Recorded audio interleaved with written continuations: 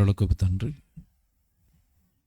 మీ పరిశుద్ధమైన పవిత్రమైన ఘనమైన మీ నామానికి మా స్తుతులు చెల్లిస్తున్నాం.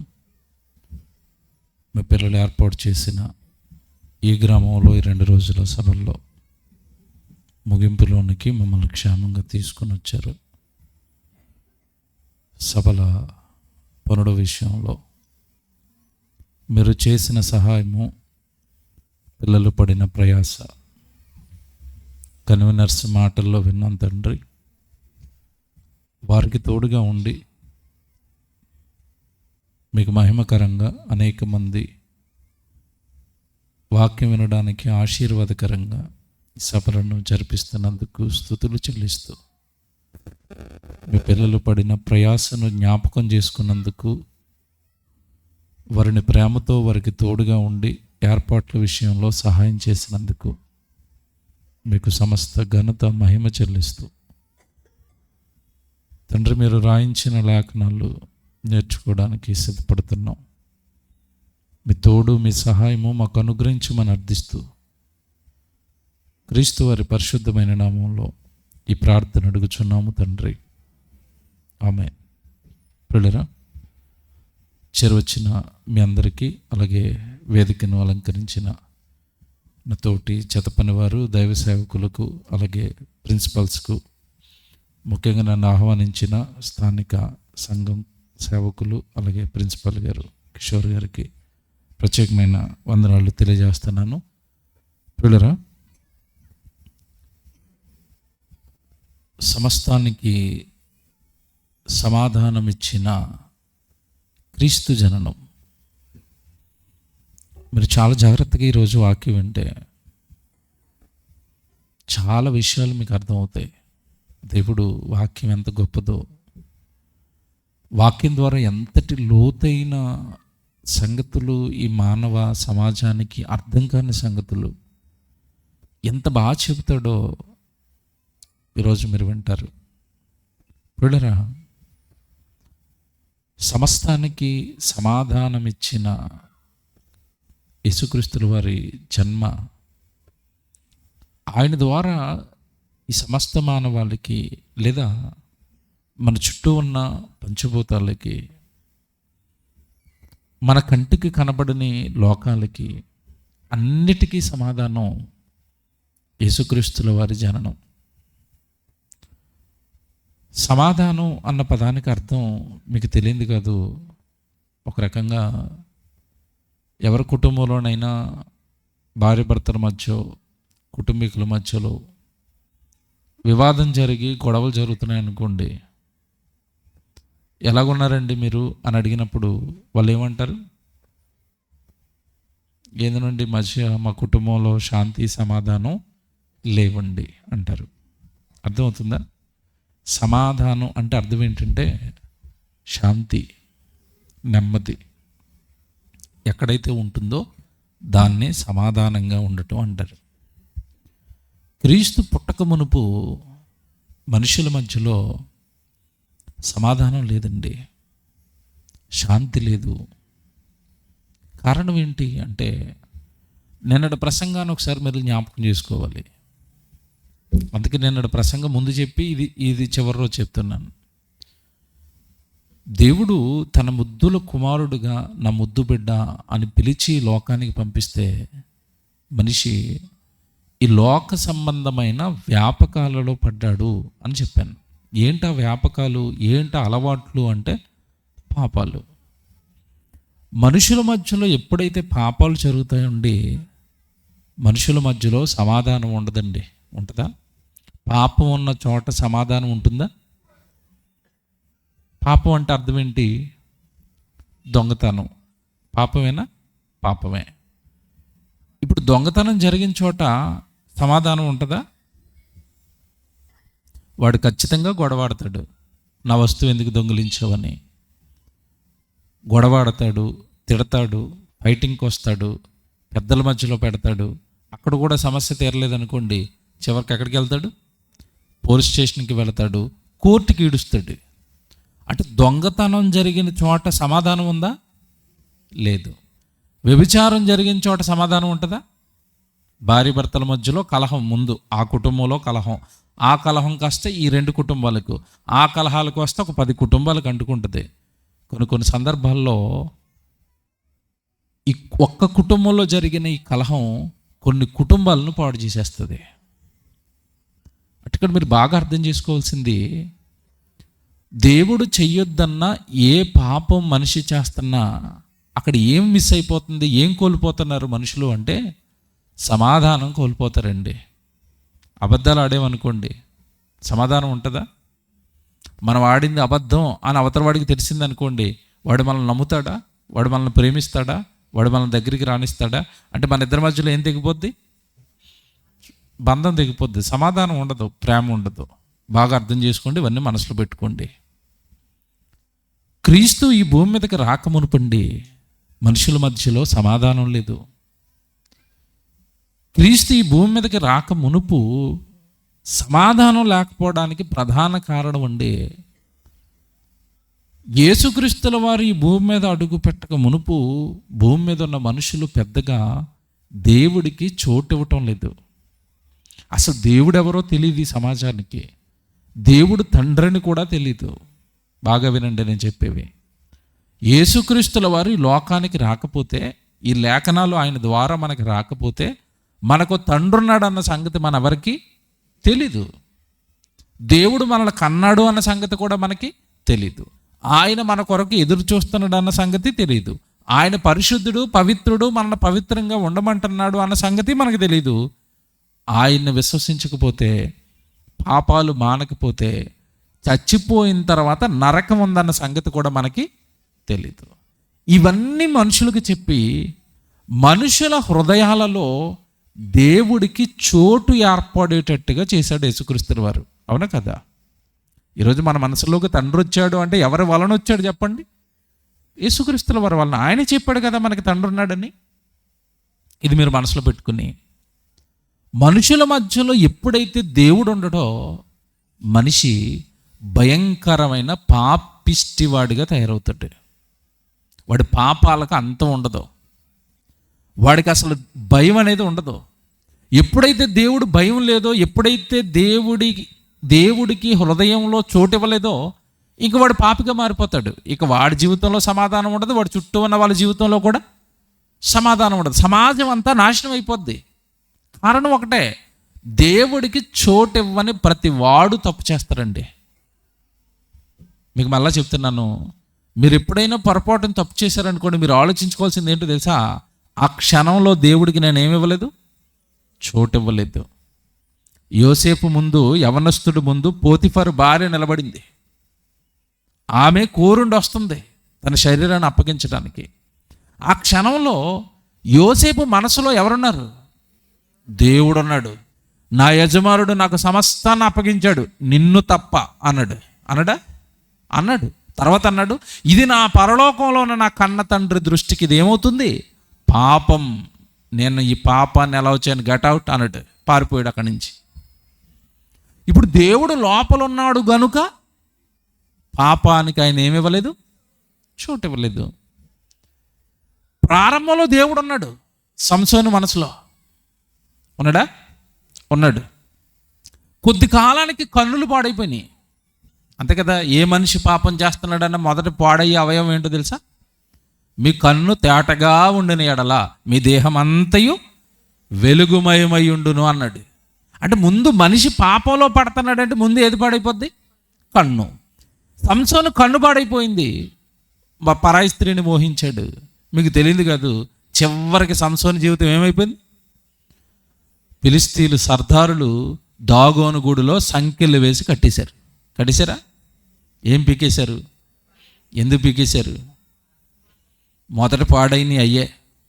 అందుకే దేవుడు కూడా ఎలా చేశాడు? పీకేయండి, అయ్యే పాడైపోయినాయి. మీకు అర్థమైందా? బాగా ఆలోచించండి నేను చెప్పేది. దేవుడు యోసేపు హృదయంలో దేవుడు ఉన్నాడు గనక, దేవుడు వాక్యం ఉంది గనక పాపానికి చోటు ఇవ్వలేదు. సంసోను హృదయంలో ప్రారంభంలో ఉన్నాడు, చివరికి వచ్చేసరికి హృదయంలో దేవుడు లేడు. సంసోను జీవితం ఏమైంది? నాశనం అయిపోయింది.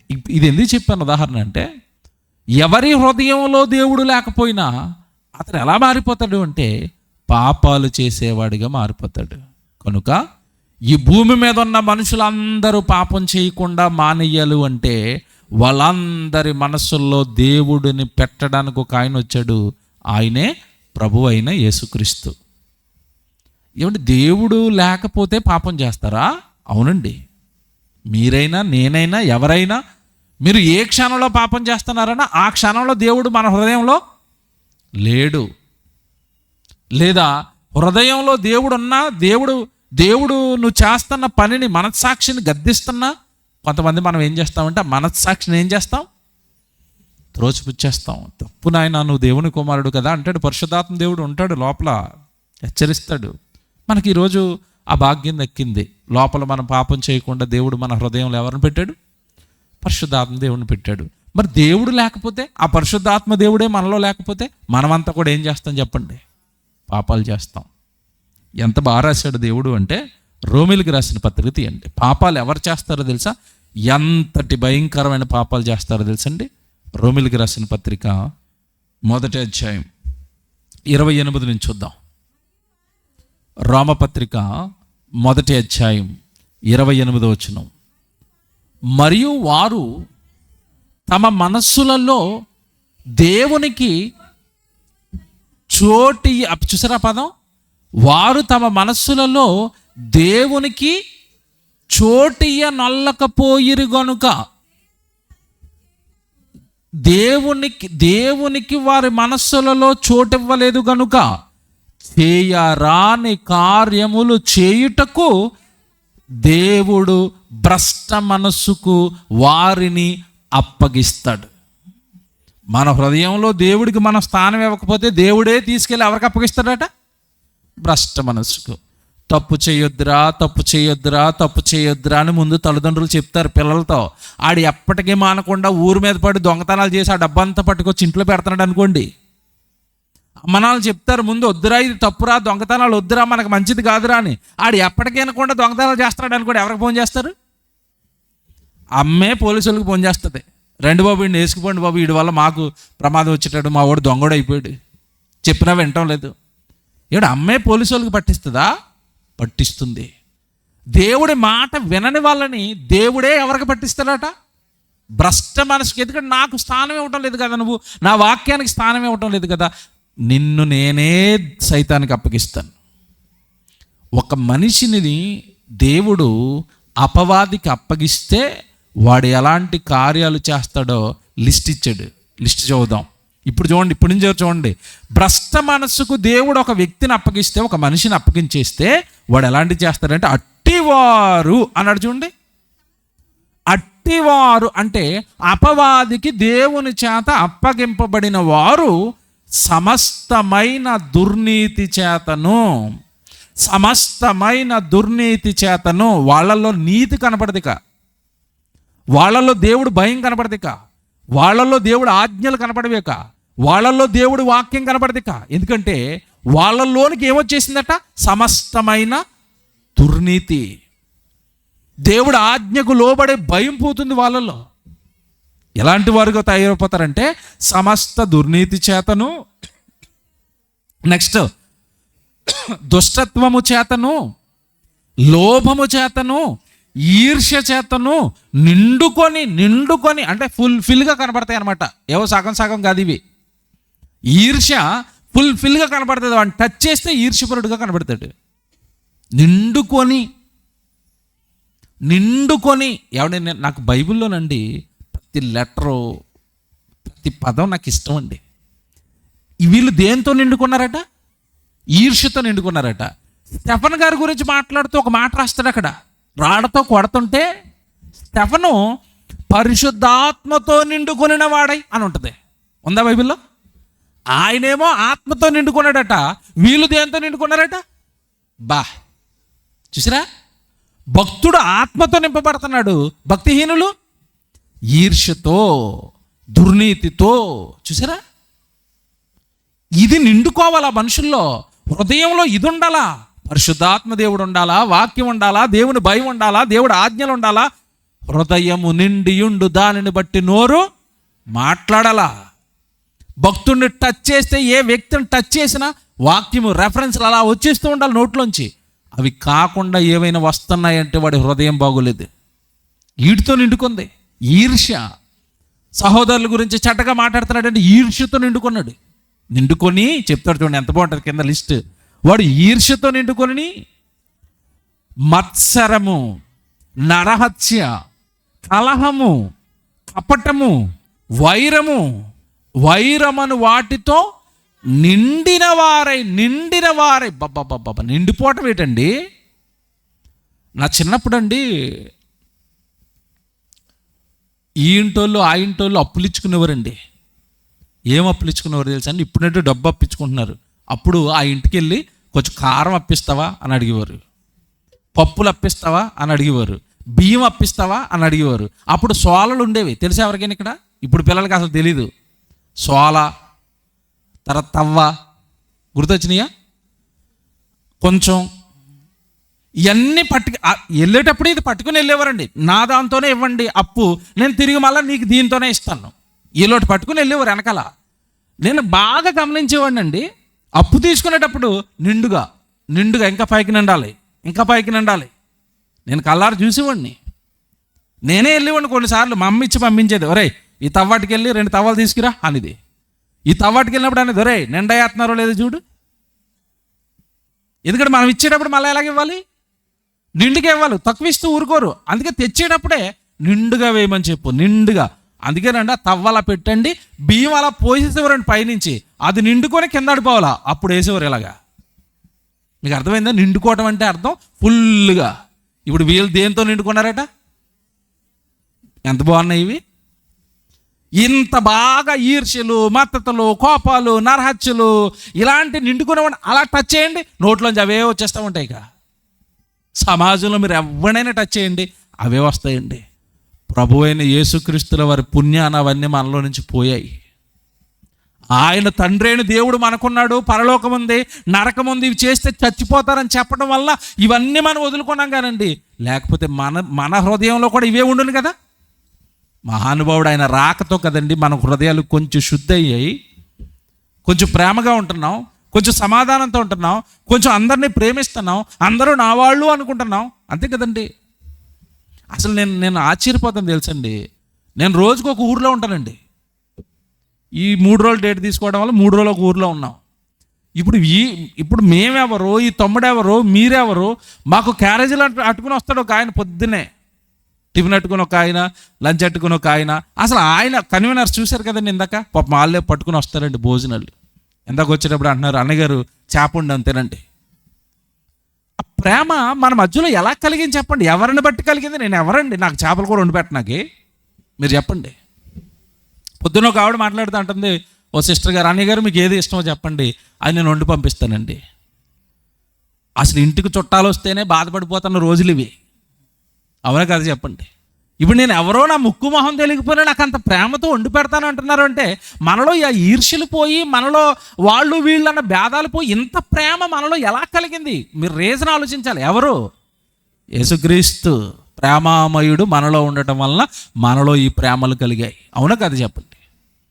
కానీ బయట ఈ క్రీస్తును ధరించుకొని వారు, క్రీస్తులోనికి రాని వారు, వాళ్ళ భ్రష్ట మనసుకు దేవుడు అప్పగించాడు కనుక ఇది ఇలాంటి కార్యాలతో నిండుకొని, ఆ పదం చూసారా? బైబిల్లో నాకు అసలు జరగబుద్ధి అవుదండి, ప్రతి పదం వివరించాలనిపిస్తుంది. నిండుకొని అంటే ఆ లక్షణాలు ఏమి కొంచెం లేవు, కొంచానికి నిండిపోయి ఉన్నాయి. కొలతలో సగానికి లేవు, సగం ఉన్నాయి అంటున్నాడా, నిండిపోయినాయి అంటున్నాడా? నిండిపోయినాయి అట. ఇంకా చదువుతాను, ఇంకా అవ్వలేదు లిస్టు. కొండెగాండ్రును అంటే వాళ్ళకి వీళ్ళకి గొడవలు పెట్టేవాళ్ళు, కొండెగాండ్రును, అపవాదకులను, దేవద్వేషకులను, హింసకులను, అహంకారులను, బెంకములాడువారును, చెడ్డవాటిని కల్పించువారును, తల్లిదండ్రులకు అవిధేయులను, అవివేకులను, మాట తప్పువారును, అనురాగ రహితులను, నిర్దయులను అయిరి. నిర్దయులు అంటే వాళ్ళకి దయ ఉండదు, ఇక తనాపర భేదాలు ఉండవు. తల్లి కదా, తండ్రి కదా, ఈ జాలి దయ ఏమి ఉండదండి. రాక్షసులుగా మారారు మనుషులు ఈరోజు. తల్లిని కొడుతున్నారు, కొట్టట్లేదండి, మీరు చూసారు లేదో, తల్లిని కొడుతున్నారు, తండ్రిని కొడుతున్నారు ఆస్తుల కోసం. వాళ్ళ వృద్ధాప్యానికి వచ్చేసిన తర్వాత వాళ్ళని పోషించలేకండి కొట్టి తిట్టి హింసించే వాళ్ళు ఉన్నారు లేరా?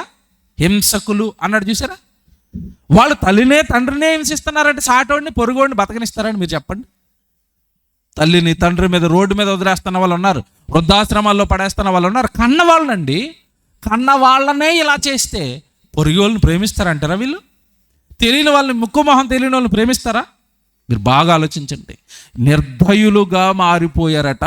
తర్వాత మాటలు చూడండి, నిర్దయులును నైరి ఇట్టి కార్యములు అభ్యసించువారు మరణమునకు తగినవారు అని దేవుని న్యాయ విధిని వారు బాగుగా ఎరిగియుండి కూడా చేస్తున్నారండి వీళ్ళు మనోళ్ళు. మళ్ళీ ఏమన్నా మీకు అర్థమైందో లేదో, తెలియక చేసే వాళ్ళు ఉన్నారు.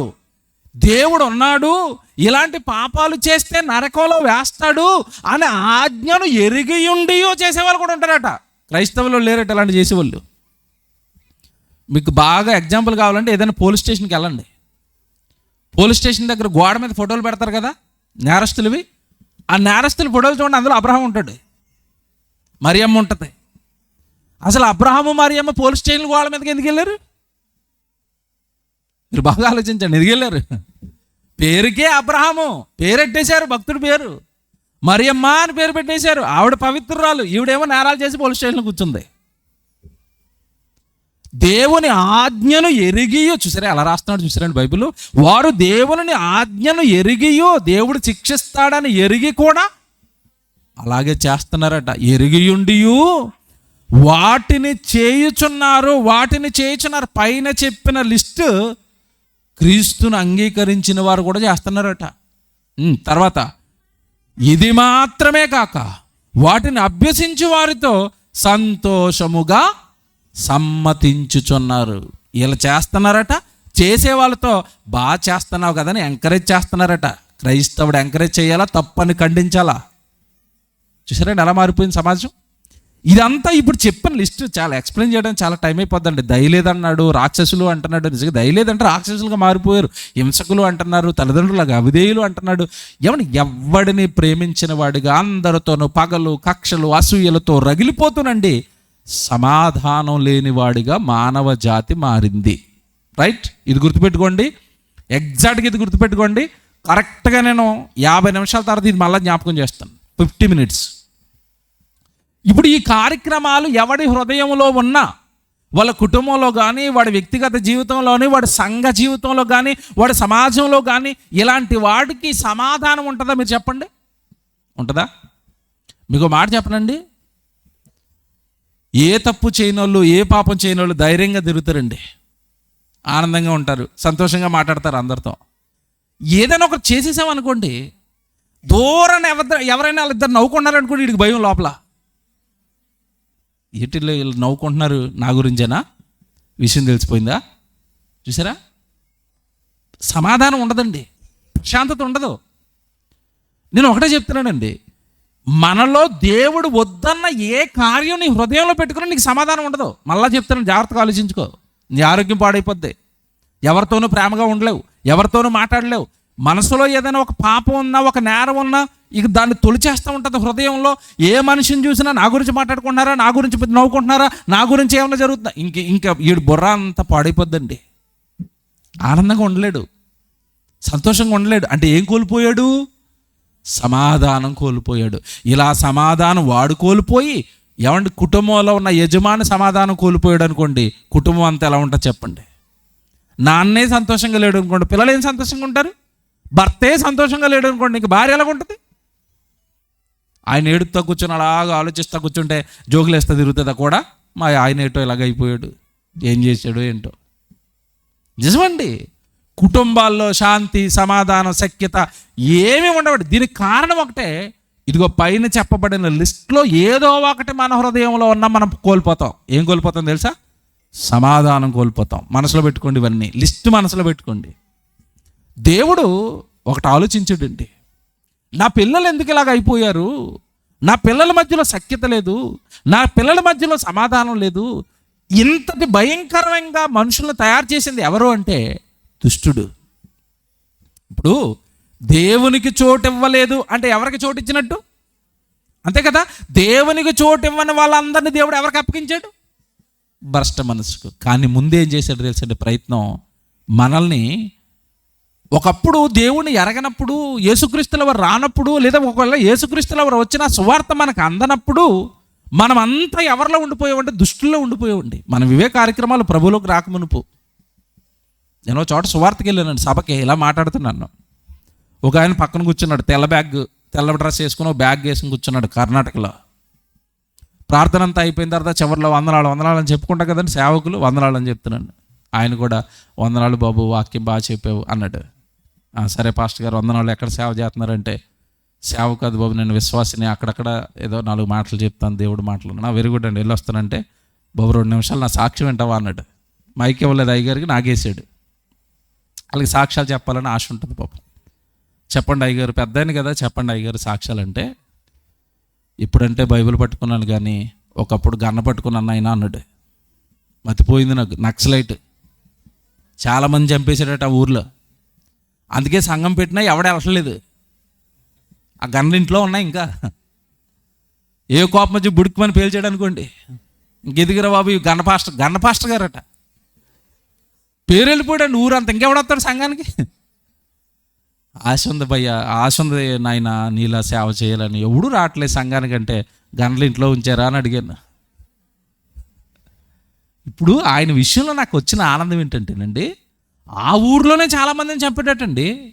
ఒకప్పుడు నక్సలైట్గా ఉండి పోలీసు వాళ్ళని క్షమ అడిగి ఆయనే లొంగిపోతే కొద్ది రోజులు జైల్లో వేసి వదిలేశారట. ఇప్పుడు సేవలోకి వచ్చాడు. ఇప్పుడు గన్ అట్టుకున్నవాడు బైబిల్ అట్టుకుని ఇక్కడ పక్కన ఎందుకు కూర్చున్నాడు చెప్పండి? ఎవరు కారణం ఏంటి చెప్పండి? యేసుక్రీస్తు అండి.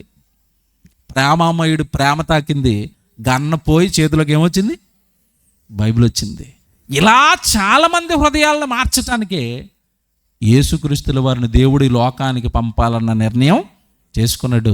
వీళ్ళందరూ ఇందా చెప్పిన నరహంతకులుగా కానీ, వ్యభిచారులుగా, దొంగలుగా, హింసకులుగా, దోషకులుగా, దైవ ద్వేషులుగా, దేవుణ్ణి కూడా ద్వేషిస్తారు. అంతే చెప్పారు కదా, అన్నగారు సువార్తకి వెళ్తుంటే ఎవరు అన్నారే ఇక్కడికి వదిలి వెళ్ళిపోమన్నాడట. నీకేం బాధ? ఇన్నో 4 మొక్కలు బాగుపడతావుగా, వినరు. మాకు చెప్పకండి అది. నాకు ఇక్కడ డౌట్ ఏంటండి, యేసుక్రీస్తుల వారు కరపత్రం ఇచ్చినా భయపడిపోతారండి, ఓ పాట పాడుతున్నా భయపడిపోతారు, ఆయన గురించి 4 మాటలు మాట్లాడినా భయపడిపోతారు. అంత భయమే? మారిపోతామని భయమా? ఇలా ఎవడైతే వద్దంటున్నాడో వాళ్ళందరూ లోపల ఏముందో తెలుసండి, మీరు మాట్లాడితే మేము మారిపోతాం, మీకు దండవరా వెళ్ళిపోండి అని పైకి చెప్పలేక తరుముతున్నాడు. ఎందుకంటే ఆయన ప్రేమ తాకిందనుకోండి, నరహంతకుడు కూడా ఏమైపోతాడు? అదే వాళ్ళ భయం. బాబో యేసుప్రభు ప్రేమ తాకిందా మా ఊరు మారిపోద్ది, ఎలగొట్టేలా. ఆ భయం ఏంటనుకుంటున్నారు ఇంతకీ? ఆయన మాట తాకిందా అయిపోయాడు అంతే, మనిషి పడిపోతాడండి. క్రీస్తులో పడిపోతాడు వచ్చి. అది భయం, అది వాళ్ళ భయం. ఇప్పుడు మీరు నిజంగానే ఇందాక చెప్పిన లిస్ట్ అయితే ఏదైతే ఉందో, అలా దుష్టత్వంలో పడిపోయిన వాళ్ళందరినీ రక్షించడానికే క్రీస్తును దేవుడి లోకానికి పంపాలన్న నిర్ణయం చేశాడు. యోహాను గారు రాసిన మొదటి పత్రిక, ఈ మాట చూడండి, నిజంగా ఆశ్చర్యం అండి ఇది. యోహాను గారు రాసిన మొదటి పత్రిక 3వ అధ్యాయం 8వ వచనం చూడండి బైబిల్లో. యోహాను గారు రాసిన మొదటి పత్రిక 3వ అధ్యాయం 8వ వచనం బాగా ఆలోచించండి. ఇది అపవాది మొదటి నుండి పాపము చేయుచున్నాడు. అంటే పాపానికి మూల పురుషుడు ఎవరు? ఇప్పుడు అర్థమైందా? పాపం పితామహుడు ఎవరు అంటే ఎవరి పేరు చెప్పాలి? అపవాది గడి పేరు. భూమి మీద పితామహులు ఉంటారు కదా, గణితానికి ఒక పితామహుడు ఉంటాడు, శాస్త్రానికి ఒక పితామహుడు ఉంటాడు. ఈడు పాపాలకి పితామహుడు. మొట్టమొదటి పాపం చేసింది ఎవరు? అపవాది. మీరు మొదటి పాపం చేసింది అంటే ఎవరి పేరు చెప్తారు మీరు? ఆదాము అనుకున్నారా? ఆదాముకి బాబాడు.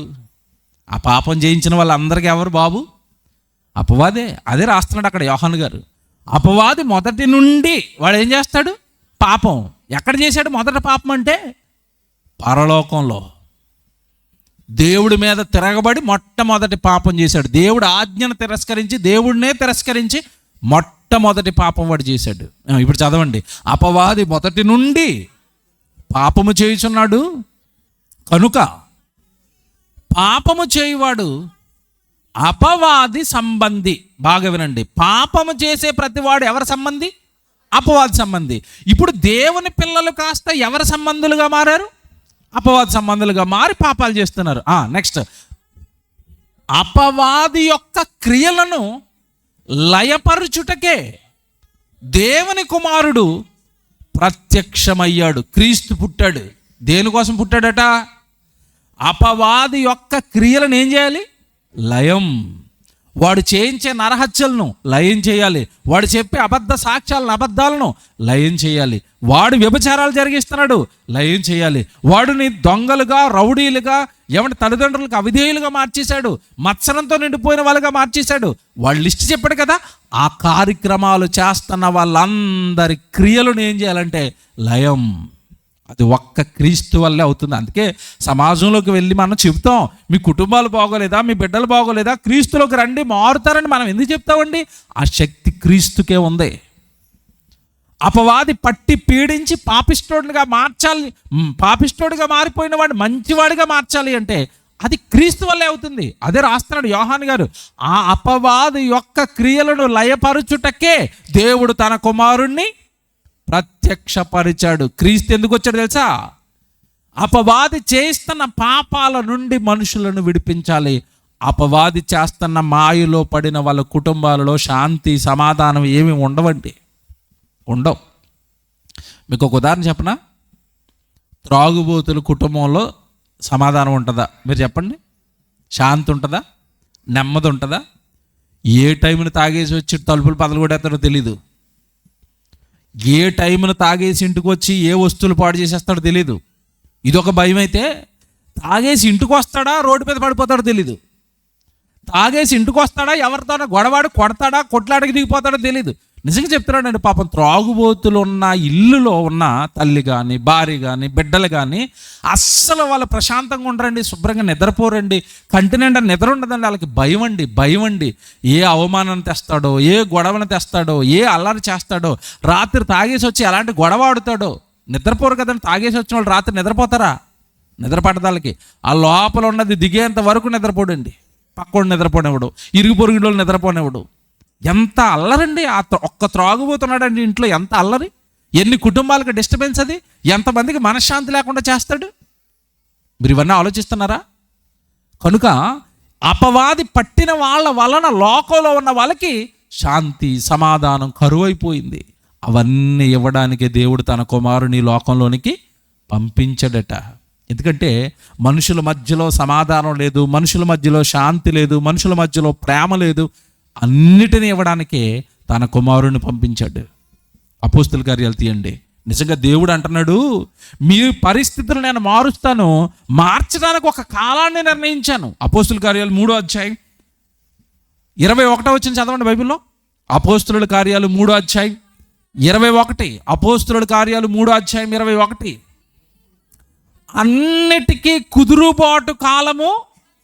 ఏ కాలం అట? కుదురుబాటు అంటే అర్థం ఏంటి? మీరు బాగా ఆలోచించండి. ఇంట్లో బాగోలేదండి, కుదురుబాటు లేదండి, భార్య బాగోలేదండి, భర్త బాగోలేదండి, కుదురుబాటు లేదండి ఇంట్లో. నీకు ఒక కుటుంబంలోనే లేదేమో. దేవుడు బాధ ఏంటంటే ఈ లోకం మొత్తంలో ఏమి లేదు, కుదురుగా ఉండట్లేదు ఎవడు. పాపాలు, నేరాలు, పాపాలు, గొడవలు, హత్యలు, ఏమండి పంచాయతీలు, కోర్టులు, కేసులు, బబ్బబ్బబ్బా, ఎవరిని చూడండి కుదురుబాటు లేదండి. దేవుడు అంటున్నాడు, అన్నిటికీ కుదురుబాటు కాలము వస్తుంది. ఎవరి ద్వారా వస్తుంది ఆ కుదురుబాటు కాలం అంటే? క్రీస్తు. 26కి వచ్చేయండి. తర్వాత అక్కడంతా చెప్తాడు, ప్రవక్తలు చెప్పాడు, మోషే చెప్పాడు, వస్తున్నాడు క్రీస్తు అని. ఎందుకు ఆయన ఎందుకు వచ్చాడు? 26లో చెప్తున్నాడు. 26వ వచనం, దేవుడు తన సేవకుడిని పుట్టించి మీలో ప్రతి వాని దుష్టత్వము నుండి మళ్లించుట వలన మిమ్మును ఆశీర్వదించుటకు ఆయనను మొదట మీ వద్దకు పంపాడు. ఏమండి, ఇక్కడ రాయబడిన భాగం చాలా జాగ్రత్తగా ఆలోచిద్దాం. దేవుడు తన సేవకుడిని పుట్టించి, ఎవరా సేవకుడు? క్రీస్తు. ఆయనను పుట్టించి మీలో ప్రతి వానిని దుష్టత్వము నుండి మళ్లించటం వలనట. అంటే మనల్ని మళ్లించేశాడు. ఎవరి నుండి మళ్లించేశాడు? దుష్టుని తత్వం నుండి మళ్లించాడు. ఏంటి దుష్టుని తత్వం? అబద్ధాలు. ఎవరి తత్వం? దుష్టుని తత్వం. నరహత్య, దురాశలు, కలహాలు, పగలు, ఇవన్నీ ఎవరి తత్వాలు? దుష్టుని తత్వాలు. ఈ దుష్టుని తత్వాలన్నిటి నుండి దేవుడు తన సేవకుడైన యేసుక్రీస్తుల వారిని పుట్టించి మనల్ని అటు నుండి మళ్ళించి దేవుడు మనల్ని ఏం చేశాడట? ఆశీర్వదించాడు. అంటే నిజమైన ఆశీర్వాదం ఏంటి చెప్పండి? ఈ ప్రపంచానికి నిజమైన ఆశీర్వాదం ఏంటి? దుష్టత్వం నుండి మళ్ళింపబడటం ఆశీర్వాదం. కానీ ఇప్పటికీ క్రైస్తవ్యంలో సగానికి పైగా ఆశీర్వాదం అంటే ఏమనుకుంటారు మరి చెప్పండి? ఇల్లులు, పొలాలు, ఆస్తులు, బంగారం, మేడ మీదకి మేడ కడితే దేవుడు మమ్మల్ని ఏం చేశాడు? బహుగా. అదో పదం మళ్ళీ, బహుగా అట. నేను మాట్లాడుతాను. ఇల్లు ఉంది, పొలం ఉంది, ఆస్తి ఉంది, బంగారం ఉంది, నీ కొడుకు తాగుబోతే తిరుగుతున్నాడు. ఇది ఆశీర్వాదమా? చెప్పండి. ఏది ఆశీర్వాదం? వాడు త్రాగుడు మానేసి నీతో పాటు గుడికొచ్చి నీతో పాటు రోజు ప్రార్థన చేసి దేవుడు సేవకు ఉపయోగపడుతున్నాడు అనుకోండి, అది ఆశీర్వాదం. అంటే ఇక్కడ కొడుకు మారలేదు, భర్త మారలేదు, కుటుంబంలో శాంతి లేదు, కుటుంబంలో వాక్యం లేదు, కుటుంబంలో ప్రార్థన లేదు, అందరూ కలిసి గుడికొచ్చే పరిస్థితి లేవు కుటుంబంలో. ఆస్తి రాగానే దేవుడు మమ్మల్ని ఏం చేశాడు? ఆస్తి ఆశీర్వాదం. అంటే అనిల్ అంబానీని ఎవరు ఆశీర్వదించారు అంటున్నాను నేను. చెప్పండి. ఇప్పుడు ఒకవేళ ఆస్తి ఆశీర్వాదం అనుకో, నిన్ను బాగా ఆశీర్వదించాడా? అనిల్ అంబానీని బాగా ఆశీర్వదించాడా? చెప్పండి. ఇలాంటి మాట్లాడతామని మేము ఇష్టం ఉండదు చాలామందికి. అందరే చెప్పినవి చెప్పరండి, మమ్మల్ని తిడతారండి ఇండైరెక్ట్గా. మేము తిట్టడం లేదు బాబు, వాక్యం చెప్తున్నాం. బైబిల్లో ఉన్నది మీకు అర్థం చేయిస్తున్నాం. అపవాది మన మనోనేత్రాలు మూసేసింది సత్యం తెలియకుండా. బైబిల్లో ఉన్న సంగతి తెలియకుండా అపవాది మీ మనోనేత్రాలు మూసింది. ఆశీర్వాదం అంటే ఆస్తులు అనుకుంటే అనిల్ అంబానీ గారిని ఎవరు దీవించారు? ఈ మధ్యకాలంలో ఆయన దాటేసి ఒక ఆయన బయటకు వచ్చాడు మన దేశంలో, తెలుసా? గౌతమ్ అదానీ. పోర్టులు కొనేస్తున్నాడు, అడవులు కొనేస్తున్నాడు, మన వైజాగ్ స్టీల్ ప్లాంట్ కొనేయడానికి రెడీ అయిపోయాడు. ఆయన్ని ఎవరు దీవిస్తున్నారు అంటున్నాను? రైల్వేలు కొనేస్తున్నాడు, ప్రైవేట్ సెక్టర్ ఏమంటే ప్రభుత్వ సెక్టార్లు అన్నింటినీ కూడా కొనేస్తున్నాడు, ప్రభుత్వానికి సంబంధించినవి అన్నీ కొనేస్తున్నాడు. మరి అతన్ని ఎవరు ఆశీర్వదించేస్తున్నారు? ఆశీర్వాదం అంటే ఆస్తులు అనుకున్నావు? నో, నీకు చెప్పలేదు కరెక్ట్గా, వాక్యం చెప్పలేదు ఎవరు ఇంతకాలం. కరెక్ట్గా దేవుడి గురించి అర్థం చేయించలేదు నీకు. నువ్వు నీ భర్త ఇద్దరు ప్రేమగా కలిసి ఒక చోట కూర్చుని మాట్లాడుకోవడం ఆశీర్వాదం, తెలుసా? ఇద్దరు సమాధానంతో ఉండటం ఆశీర్వాదం, ఇద్దరు దేవుడి గురించి మాట్లాడుకోవడం ఆశీర్వాదం. అది లేనప్పుడు ఇల్లులు ఉన్నాయి, పొలాలు ఉన్నాయి, బంగారం ఉంది, కార్లు ఉన్నాయి, ఎవరికి కావాలి అవన్నీ? చచ్చిపోయిన తర్వాత వదిలేసిపోతావు అవన్నీ. భార్య భర్త ప్రేమగా కలిసి కూర్చుని దేవుడి గురించి మాట్లాడుకుంటున్నారా? ఆశీర్వాదం. వాళ్ళిద్దరి మధ్యలో పిల్లలు కూర్చుని, డాడీ నాకు పాట నేర్చుకున్నాను డాడీ అంటున్నాడా నీ కొడుకు వచ్చి? డాడీ రేపు నేను చిన్న మెసేజ్ చెప్తాను డాడీ అంటుందా నీ కూతురు వచ్చి? అది ఆశీర్వాదం. అంటే దుష్టత్వం నుండి మళ్ళింపబడండి. ముందు లోకంలో ఉన్న ఆశల నుండి, లోకంలో ఉన్న పాపాల నుండి, లోకంలో ఉన్న నేరాల నుండి, లోకంలో అనిజనులు చేస్తున్న కార్యక్రమాల నుండి మీరు ముందు మళ్ళింపబడండి. అప్పుడేనండి వీఆర్ బ్లెస్డ్, దేవుడు మమ్మల్ని దీవించాడు అని. ఏది దీవెనో కూడా తెలియలేదు ఇప్పటికీ. బైబిల్ చదువుతారు, ఏళ్ళ తరబడి గుడికి వెళ్తున్నారు, చేతిలో బైబిల్ ఉంది, ఏది ఆశీర్వాదమో తెలియదు. నిజాలు చెప్తామండి మేమంటే కోపం. మీరు ఏమైనా తిట్టుకోండి, మీరు ఏమైనా అనుకోండి, బైబిల్లో రాయబడిన నిజాలు మీకు ఖచ్చితంగా చెప్పాలి. అపోస్తులను ఏమని దీవించాడు దేవుడు చెప్పండి? అపోస్తులను ఏమైనా ధనవంతులను చేశాడా? యేసుక్రీస్తుల వారు వెనకాల తిప్పుకున్నాడు 3.5 సంవత్సరాలు. పేతురుని ఏమైనా ధనవంతుని చేశాడా? పేతురు గారిని అనిల్ అంబానీ చేసేయచ్చు కదా. నీకంటే గొప్ప భక్తుడు పేతురు గారు. వెనకాల వచ్చిన పౌలు గారిని ఏమైనా గౌతమ్ అదానీ చేసేయచ్చు కదా, నీకంటే భక్తుడు. చేయలేదే. అవి ఆశీర్వాదాలు కాదే. వాళ్ళకి వాక్యం ఇచ్చాడు, సేవ ఇచ్చాడు, పరిచర్య చేశాడు, సేవకులకు ఆశీర్వదించాడు, వాళ్ళ వలన సంఘాలు కట్టబడ్డాయి, వాళ్ళ వలన ఆత్మలు రక్షించబడ్డాయి, వాళ్ళు పరలోకాన్ని సంపాదించుకున్నారు. అది ఆశీర్వాదం. మీకు బతిగా బైబిల్ తెలియకుండా మిమ్మల్ని మోసం చేస్తున్నాను. మళ్ళీ చెప్తున్నానండి, దయచేసి మా ప్రియులుగా మా ప్రభువుని మీరు అంగీకరించారు, మా ప్రభు బైబిల్ మీరు పట్టుకున్నారు. మనందరికీ ప్రభు ఒకటే, మనందరికీ బైబిల్ ఒకటే, మనందరికీ తండ్రి ఒకటే. మిమ్మల్ని ప్రేమించి చెప్తున్నాను, ఆశీర్వాదం అన్న పదానికి అర్థం తెలియలేదు ఇంతకాలం. అసలైన ఆశీర్వాదం ఏంటో తెలుసా? ఇల్లులు, పొలాలు, ఆస్తులు అనలేదు యేసుప్రభు వచ్చి. యేసుప్రభు 2వ రాకడలో వచ్చేసాడు. వచ్చిన తర్వాత ఏం జరుగుతుందో బైబిల్లో రాయబడింది మత్తయి సువార్తలో. ఆయన వచ్చేసి తీర్పు దినాన జడ్జిమెంట్ డే రోజు అందరినీ వరుసగా నిలబెట్టాడు. మనుషులందరినీ వరుసగా నిలబెట్టాడు ఆయన ముందు. వాళ్ళని 2 ముక్కలు చేసేసాడు. ఎడం వైపు కుడివైపు అన్నాడు. ఎడం వైపు ఉన్న వాళ్ళు అన్నాడు శపింపబడిన వారులారా అన్నాడు. ఈ కుడివైపున ఉన్న వాళ్ళు ఏమన్నాడు తెలుసా? ఆశీర్వదింపబడిన వారులారా అన్నాడు. వాళ్ళకి ఇచ్చిన ఆశీర్వాదం ఏంటో? ఆస్తులు. అక్కడ ఉంటా లిస్ట్. మాకెందుకు ఇచ్చావు ప్రభా ఆశీర్వాదం? మమ్మల్ని ఎందుకు ప్రభా పరలోకాన్ని సంపాదించుకోండి, పరలోకానికి మీరు ఎలిజిబుల్ అని మమ్మల్ని ఎందుకు తండ్రి సెలెక్ట్ చేశారని వాళ్ళు అంటున్నాడు, నేను ఆకలి గొంటిని, మీరు నాకు ఆహారం పెట్టారు. నేను దప్పిగొంటిని, మీరు నాకు దాహానికి ఇచ్చారు. నేను రోగినై ఉంటిని, మీరు మమ్మల్ని పరామర్శించారు. మేమెప్పుడు ప్రభా ఇవన్నీ చేశాము అంటే నేను మాట్లాడుతాను. వాళ్ళు ఆశీర్వదింపబడిన వాళ్ళు దేవుడికి ఇచ్చాడా, దేవుడు వాళ్ళకి ఇచ్చాడా? చెప్పండి. నేను ఆకలి గొంటిని, మీరు నాకు ఆహారం పెట్టారు అంటే యేసుప్రభుకి ఇచ్చారా, యేసుప్రభు వాళ్ళకి ఇచ్చాడా? ఇప్పుడు ఎవడు ఆశీర్వదింపబడినవాడు? యేసుప్రభుకి ఇచ్చేవాడా, యేసుప్రభు వాళ్ళని ఇచ్చుకునేవాడా? నాకు చెప్పాలి ఆ వచనం ప్రకారం. ఏమర్థమైంది బైబిల్? నీకు కలిగిన స్థితిని బట్టి ఇలాంటి మీటింగ్ పెడతావా, భోజనాలు పెడతావా, వంటలు చేస్తావా, కరపత్రికలు పంచుతావా, నువ్వు దేవుడికి ఏమైనా చేయి, అది నీకు ఆశీర్వాదం. చేసే స్థితిలో దేవుడు నిన్ను నిలబెట్టాలి. నువ్వు దేవుడి పని చెయ్యాలి అంటే దుష్టుడు నిన్ను వదలాలి. ముందు నిన్నెక్కడ వదలనెత్తాడు? పట్టేడాడు. వ్యాపారంలో పట్టేశాడు, ఉద్యోగాల్లో పట్టేశాడు, మీ ప్రాంతంలో చేపల చెరువుల్లో పట్టాడు. చెరువే ఆడికి జీవితమేక. చెరువు చేప రొయ్య, చెరువు చేప రొయ్య, కళ్ళల్లో లక్షలు, చచ్చిపోయి నరకం. ఇదా ఆశీర్వాదం? ఇదా? పచ్చటి పంట పొలాలను తీసేసండి చెరువులుగా మార్చేశారండి.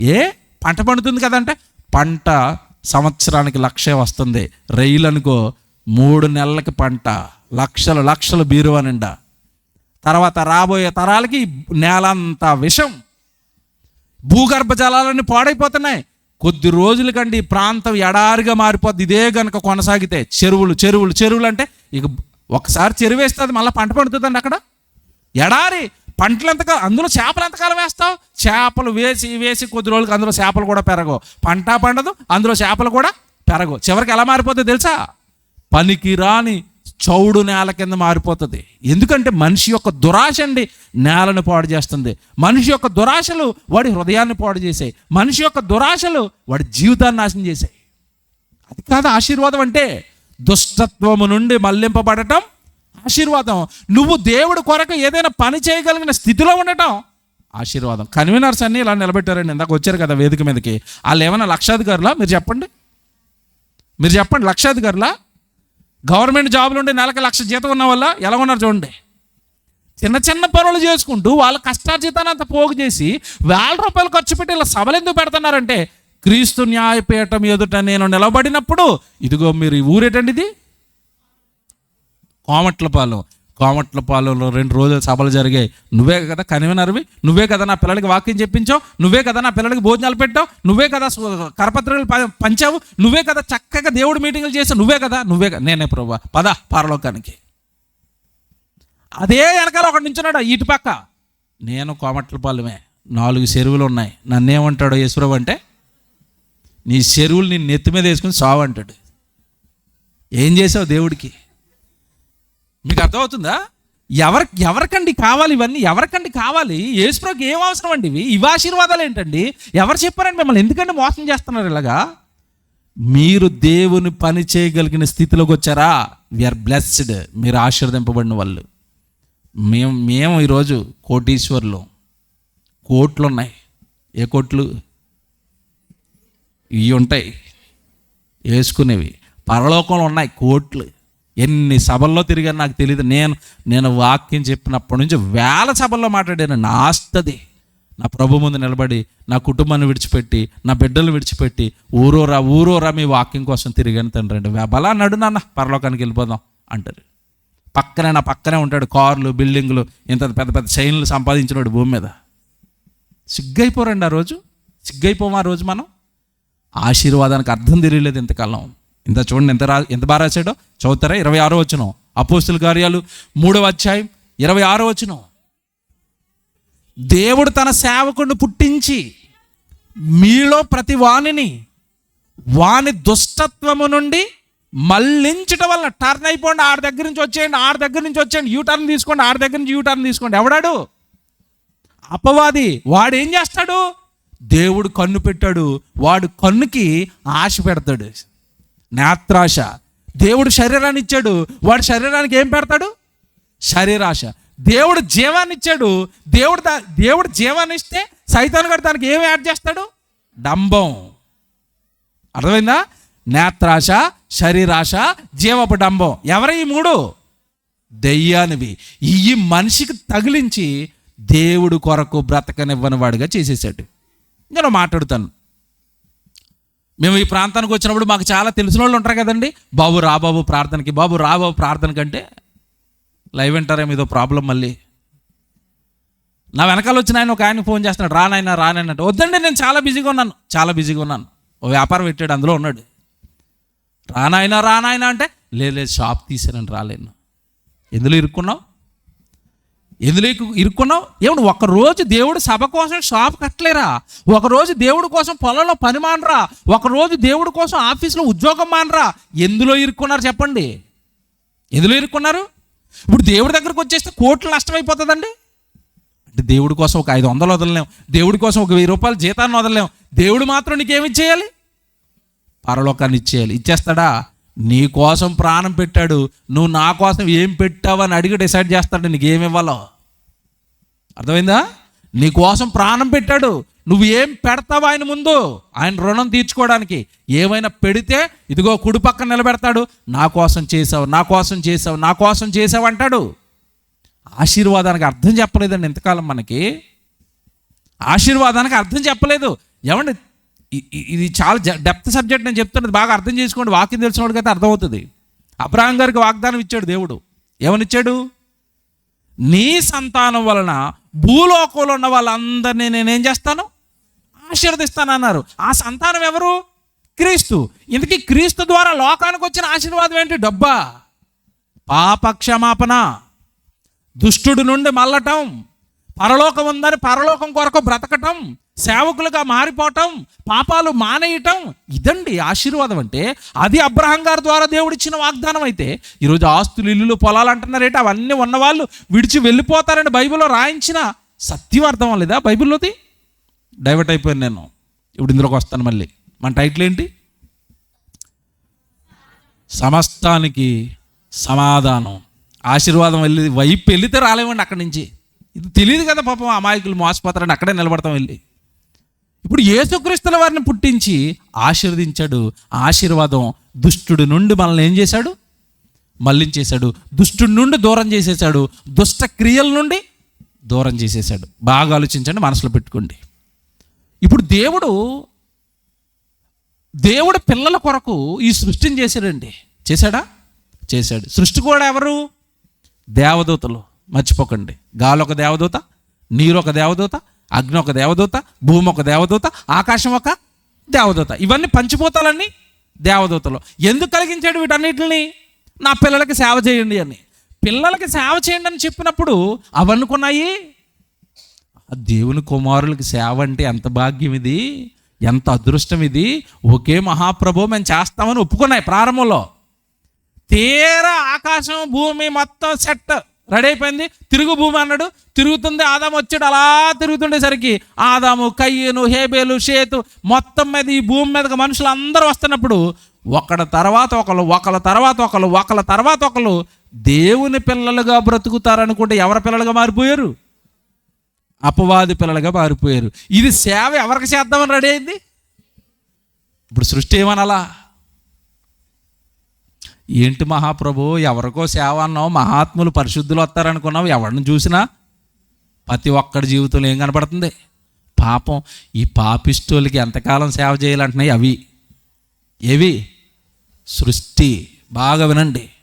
ఈ మనుషులు చేస్తున్న పాపాల వల్ల సృష్టి మూలిగేస్తుందండి దేవుడికి. చిచ్చి తండ్రి, వీళ్ళకా పాలిమ్మన్నావు, గేదె అంటుంది, వీడికా పాలిమ్మన్నావు, తెల్లటి స్వచ్ఛమైన పాలు నేను నా కడుపులో నా రక్తాన్ని పాలుగా మార్చి తెల్లారేసరికి 4 లీటర్లు ఇస్తుంటే ఈడు ఆ పాలు బాగా తాగి కొవ్వెక్కి వెళ్ళి పాపం చేస్తున్నాడు ప్రభా అంటుంది గేది. మీకు అర్థం అవడానికి చెప్తున్నాను. భూమి పంట పండాలి అంటే రైతు భూమిలోకి దించేస్తాడు. ఏం దించాడు? నాగలి దాని కడుపులోకి దించి మొత్తం ఇలా చీల్చేస్తుంటే దాని కడుపు అంతా అలా చీలుస్తుంటే పోలేండి దేవుడి పిల్లలు కదా అని బోల్డ్ ఆ పెయిన్, ఆ బాధను భూమి అనుభవిస్తుంటే, అందులో విత్తనాలు వేసి పంట పండుతుంటే అది బోల్డ్ అంత బాధ అనుభవిస్తే ఆ పండిన పంటను మొత్తానికి 3 పూట్ల తినేసాడు. పోయి సిగరెట్ తాగేవాడు ఒకడు, వ్యభిచారం చేసేవాడు ఒకడు, మందు కొట్టేవాడు ఒకడు, దేవుడు సువార్త చేస్తుంటే వాళ్ళని కొట్టేవాడు ఒకడు. భూమి అంటుంది, ఈ గర్భధరితులు కదా తండ్రి నేను సేవ చేయాలి.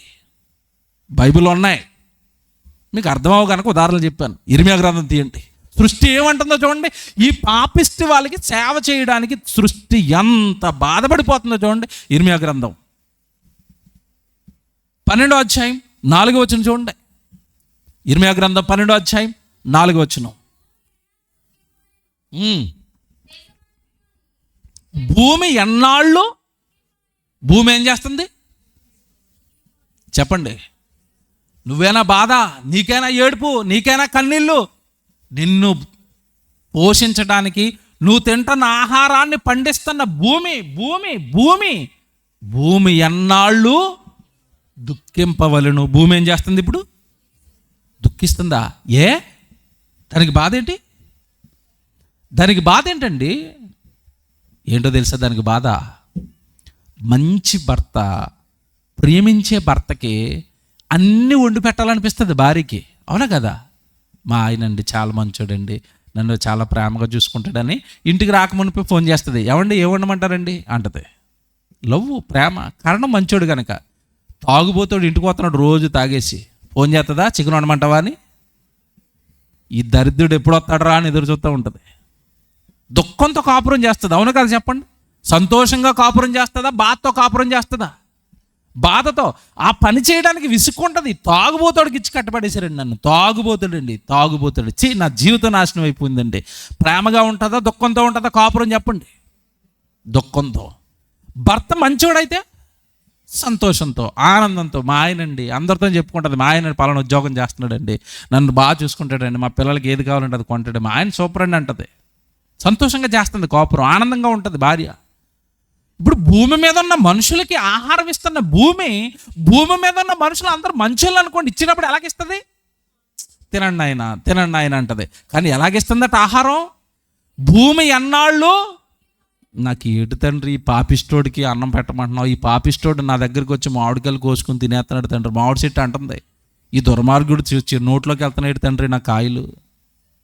మామిడి చెట్టు బాధపడుతుంది, కొబ్బరి చెట్టు బాధపడుతుంది, చేపలు బాధపడుతున్నాయి, కోళ్ళు బాధపడుతున్నాయి. కోడాడు పట్టుకోవడానికి వద్ద ఈ నోట్లోకి, దరిద్రుడి నోట్లోకి అనుకుంటుంది కోడి. ఈ ఆహారం అంతా ఎక్కడి నుంచి పుడుతుంది చెప్పండి? ఎక్కడి నుంచి పుడుతున్నాయి ఇవన్నీ? భూమిలోంచే కదండి. అలా పుడుతున్న ప్రతిదీ భూమి దుఃఖిస్తుందంటే అర్థమైందో లేదో, భూమిలో నుండి పుట్టిన ప్రతిదీ ఈ పాపిస్టోళ్ళకి సేవ చేయడానికి ఏం చేస్తుంది? దుఃఖం. చిచ్చి ఈ నోట్లోకి వెళ్ళకూడదు. ఎవరైనా పాస్టర్ గారు వస్తే బాగున్నా ఆయన నోట్లోకి వెళ్ళిపోదాం. రేపో ఎల్లుండో కోడి వెళ్ళిపోద్దండి మన నోట్లోకి. ఒకటి ఆర్డర్ ఇచ్చాం, ఆ కోడి ఎంత అదృష్టం చేసుకుని తెలుసా? ఆ చచ్చిపోయి ఎవరిగా వేస్తున్నారంటే పాస్టర్ గారు అమ్మయ్యా అనుకుంటుంది. అది పాస్టర్ గారి నోట్లోకి వెళ్ళడం బామ్మ, దేవుడి పిల్లల నోట్లోకి వెళ్ళడం హబ్బా మంచిది అనుకుంటుంది. ఎవడో తాగుబోతాడు వచ్చి తాగేసి ఆడు చికెన్ వేపుకోవడానికి తొరుతున్నాడు అనుకోండి, ఒరే వెధవా నీ నోట్లోకి వెళ్తానండి నేను. మీకు అర్థమవుతుందా? వాటికి మనసు ఉందండి, వాటికి చూపు ఉంది, వాటికి మాట ఉంది, తెలుసలేదా మీకు? ఇప్పుడు దేవుడు ఆకాశంతో భూమితోనే మాట్లాడుకున్నాడా? ఆకాశమా ఆలకించు, భూమి ఇప్పుడు ఆలకించు అన్నాడంటే అది ఆలకిస్తుందా? ఏది? ఆకాశం. భూమి చెవి యొక్కంటే భూమికి ఏమున్నాయి? ఇప్పుడు చెవులు ఉన్నాయి, అది వింటది. ఈ పాపిస్టోడు మాట్లాడిన బూతులన్నీ వింటది. ఇంటి ముందు కుక్క ఉంటుంది, ఇటు చేసే పనులన్నీ చూస్తుంది. ఈ వెధవకా నేను కాపలా కాయాలి. కుక్కల బాధ ఒకటి కాదండి, జంతువుల బాధ ఒకటి కాదండి, పక్షుల బాధ ఒకటి కాదండి, పంట బాధ ఒకటి కాదండి. మీకు బైబిల్ బుర్ర పాడైపోద్ది. భూమి ఎన్నాళ్ళు దుఃఖింపవలను, అది ఒకటి చోట అనుకున్నారా? ఇంకో చోట చూపిస్తారు. రోమపత్రిక రండి, రోమిల్కి రాసిన పత్రిక రండి. రోమపత్రిక 8వ అధ్యాయం 19వ వచనం. రోమపత్రిక 8వ అధ్యాయం 19వ వచనం. దేవుని కుమారుల ప్రత్యక్షత కొరకు సృష్టి మిగుల ఆశతో ఎవరి కోసం చూస్తుందట? సృష్టి దేవుని కుమారుల ప్రత్యక్షత. దేవుని పిల్లలు కనబడితే బాగున్ను, దేవుని పిల్లలు కనబడితే బాగున్ను, దేవుడి పిల్లలు మా కాయలు కోసుకుంటే బాగున్ను, దేవుడి పిల్లలు మా పంట తింటే బాగున్ను, దేవుడి పిల్లలు నా వెలుగు అనుభవిస్తే బాగున్ను. దేవుని పిల్లల ప్రత్యక్షత కొరకు సృష్టి మిగుల ఆశతో. ఏమంటే సృష్టి కూడా ఎవరి కోసం చూస్తుంది? దేవుని పిల్లల కోసమట, దేవుని పిల్లల కోసమట. యేసుప్రభు గాడిద మీద ఎక్కాడు, అదే నా పాటలో రాశాను. యేసుప్రభు గాడిద మీద ఊరేగుతుంటే గాడిద ఎలా ఫీల్ అయి ఉంటుంది ఆ రోజు? బా, నా ప్రభువును మోసే భాగ్యం వచ్చింది నాకు.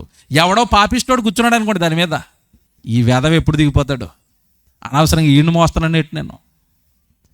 నాకు ఇప్పుడు పన్ను కట్టడానికి డబ్బులు లేవు. యేసుప్రభు పన్ను కట్టాలి, డబ్బులు లేవు. పేదరు గారితో చెప్పాడు, వెళ్ళేమేమన్నాడు? గాలం నాయన, గాలం వేయనేసరికి ఎక్కడ ఉంటుంది ప్రభు గాలం వేస్తే అంటే ఒక చేప వస్తుంది, చేప నోట్లో షెకిల్ ఉంటుంది. అంటే యేసుప్రభు కోసం పన్ను కట్టడానికి ఎక్కడో ఒక షెకిల్ మింగేసి కింద తిరుగుతున్నది. నేను యేసుప్రభు కోసం చచ్చిపోతానని. చచ్చిపోయింది ఆ చేప, పైకి వచ్చి చచ్చిపోయింది కదండి. యేసుప్రభు కోసం చేప చచ్చిపోయింది, యేసుప్రభుని ఒక గాడిద మోసింది. మీకు అర్థమవుతున్నాయా? ఇష్టంతో దేవుని కుమారుడు ఇష్టంతో చేసే అవి. పాపిష్టోడు సృష్టిని అనుభవిస్తుంటే ఆ సృష్టి అంటుందట, దేవుని కుమారుల ప్రత్యక్షత కొరకు సృష్టి మిగుల ఆశతో. అంటే ఇప్పుడు జాగ్రత్తగా వినండి, మనుషుల వలన పరలోకంలో ఉన్న తండ్రికి సమాధానం లేదు, ఉందా? లేదు. ఆయన సమాధానంగా లేడు అంటే పరలోకంలో ఉన్న దూతలకి సమాధానం ఉందా? లేదు. భూమి మీద సృష్టిగా మలచబడిన ఈ సృష్టికి సమాధానం ఉందా? లేదు. మనుషుల మధ్యలో మనిషికి సమాధానం ఉందా? లేదు. అన్నిటికీ కుదురుబాటు కాలం, అన్నిటికీ ఒకే ఒక సమాధానం ఎవరో తెలుసా? యేసుక్రీస్తు. ఎందుకంటే యేసుక్రీస్తుల వారు భూమి మీదకి వచ్చిన తర్వాత అందరిని ఎవరికి మార్చుకుంటూ వెళ్తున్నాడు?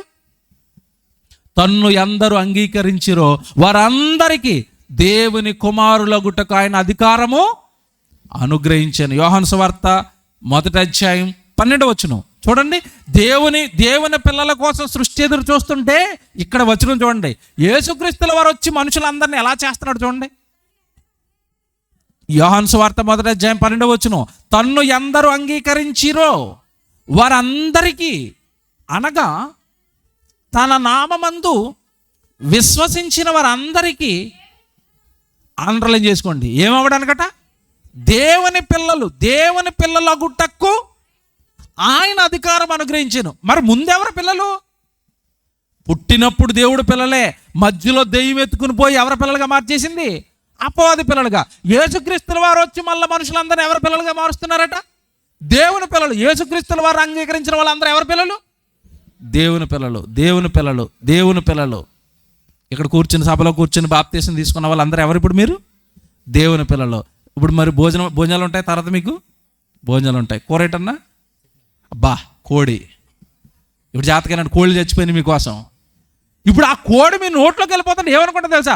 అమ్మయ్య, దేవుని పిల్లల నోట్లోకి వెళ్తున్నాను, దేవుడి స్తోత్రం. దాన్ని ఎవడో పాపిస్తోడు తాగుపోతాడు తినేస్తే. దేవుని పిల్లల కోసం సృష్టి ఎదురు చూస్తుందట. యేసుక్రీస్తుల వారు వచ్చి మనుషులందరినీ ఎలా మారుస్తున్నాడట? దేవుని పిల్లలు. అంటే యేసుక్రీస్తుల వారి రాకతో ఎవరికి సమాధానం వచ్చింది? సృష్టికి కూడా సమాధానం వచ్చింది. అమ్మయ్య, మహాప్రభు నువ్వు వచ్చి దేవుడి పిల్లల్ని ఇచ్చేలో మాకు ఈ దేవుడి పిల్లలకి సేవ చేసుకుంటున్నాం. నేను కారులో తిరుగుతున్నాను అనుకోండి, సేవకుడో దేవుని కుమారులో కారులో తిరుగుతున్నారు అనుకోండి, కారు ఏమనుకుంటుంది? అది దేవత కదా, ఏమనుకుంటుంది? అమ్మయ్య, దేవుడి పిల్లలు మోస్తున్నాను. ఎవడో పాపిస్టోడికి తిరుగుతున్నాడు అనుకోండి, అదేమనుకుంటుంది? కారు. వీడిని ఎక్కడో ఒక చోట అయినకాడ గుద్దిచ్చేయాలి, ఈయన మొయ్యలేకపోతున్నాను. వీడికి ఏం చేసి ఏం ఉపయోగం? తండ్రి కోసం బతకడు కదా వీడు, నన్ను చంపుతున్నాడు. ప్రతిదీ బాధపడుతుందండి ఇలాగా. అందుకే వేశాను, సమస్తానికి సమాధానం యేసుక్రీస్తుల వారి జననం. సృష్టికి సమాధానం, మనుషులకు సమాధానం, పరలోకంలో ఉన్న దేవునికి సమాధానం, పరలోకంలో సమాధానం, భూలోకంలో సమాధానం, అన్నిటికీ సమాధానం యేసుక్రీస్తుల వారి జననం.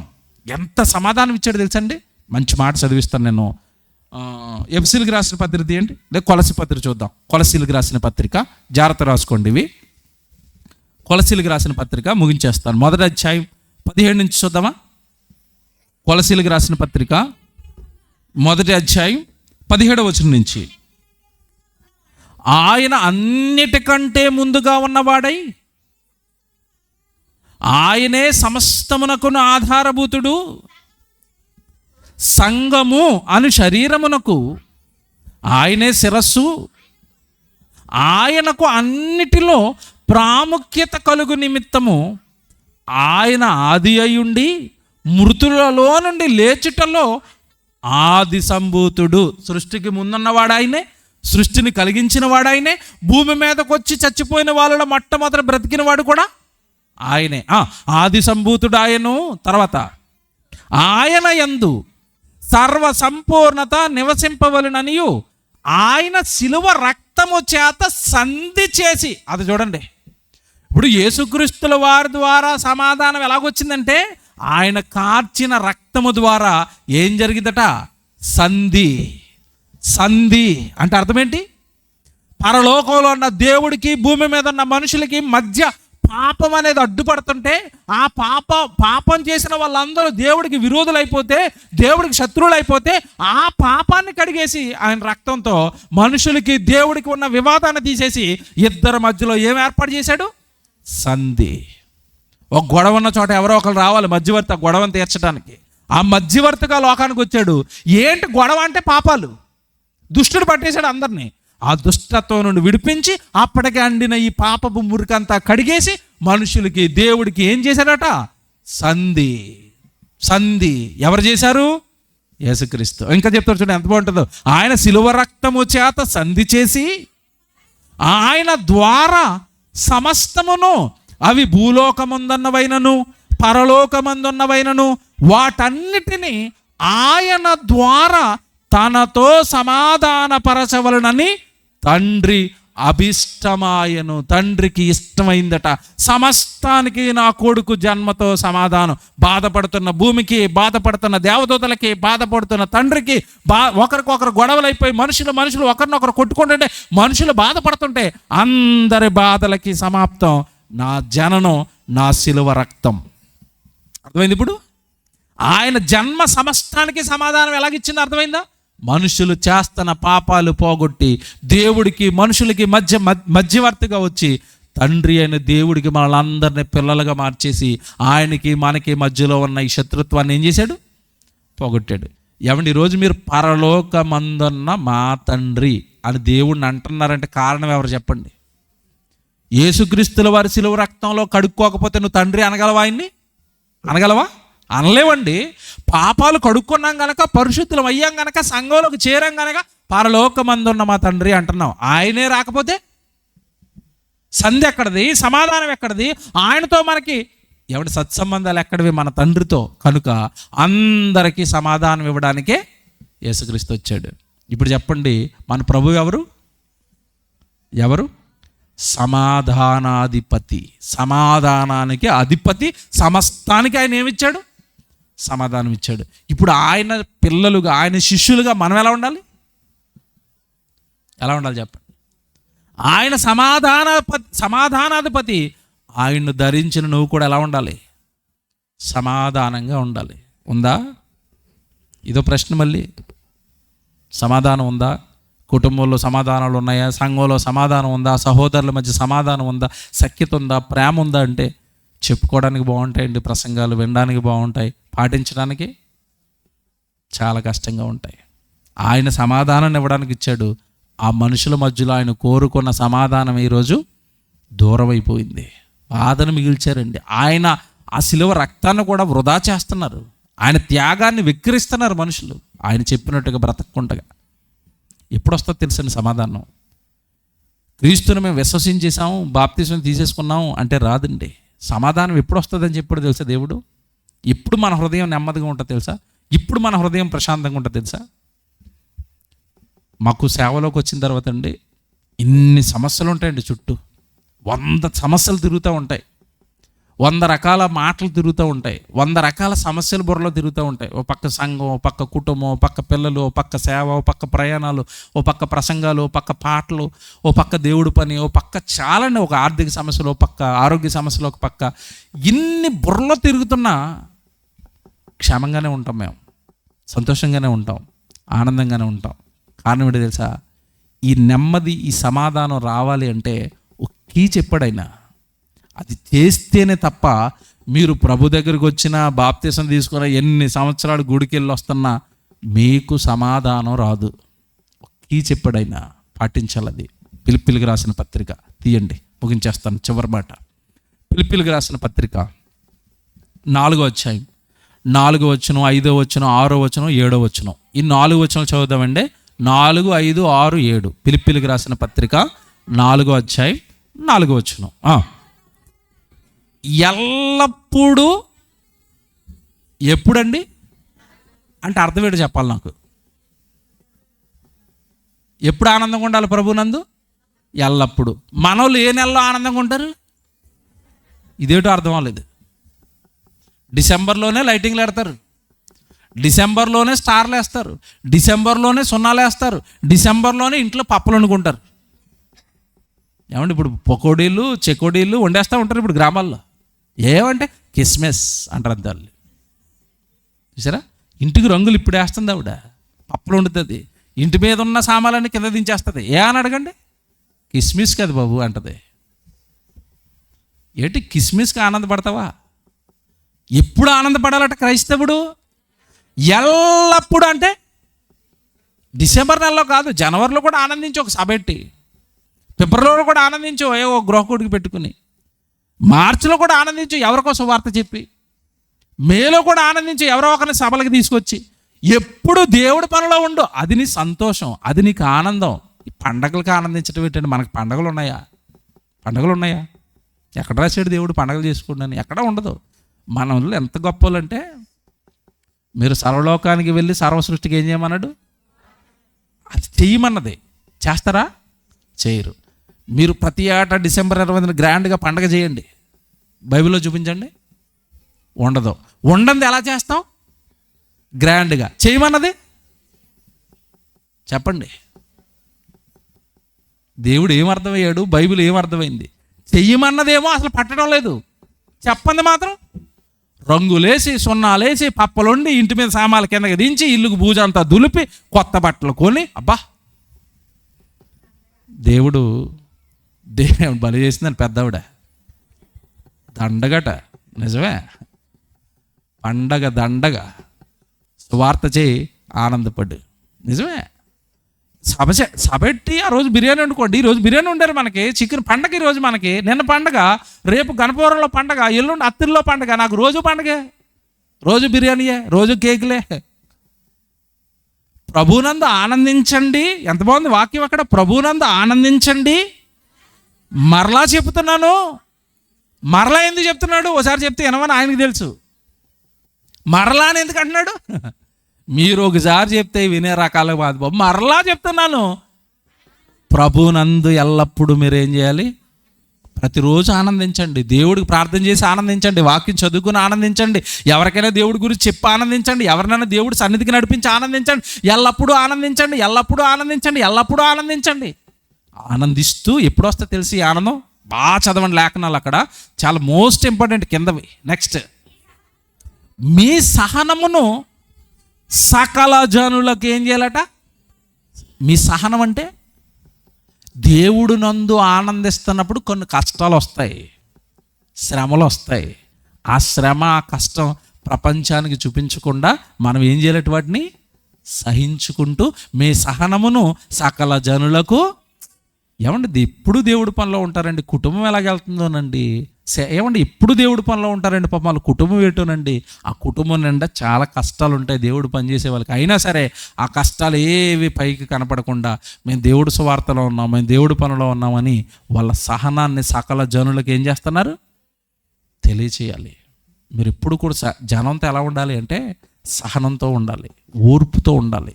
ఆ ఓర్పు సహనం వీళ్ళకి ఎలా వచ్చింది అంటే, వీళ్ళ హృదయాలలో ఎవరున్నారు?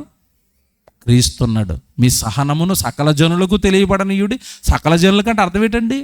సకల జనుల కంటే మీ ఊర్లో ఉన్న వాళ్ళందరికీ నీ సహనం తెలియాలి. ఎప్పుడు తెలుస్తుంది?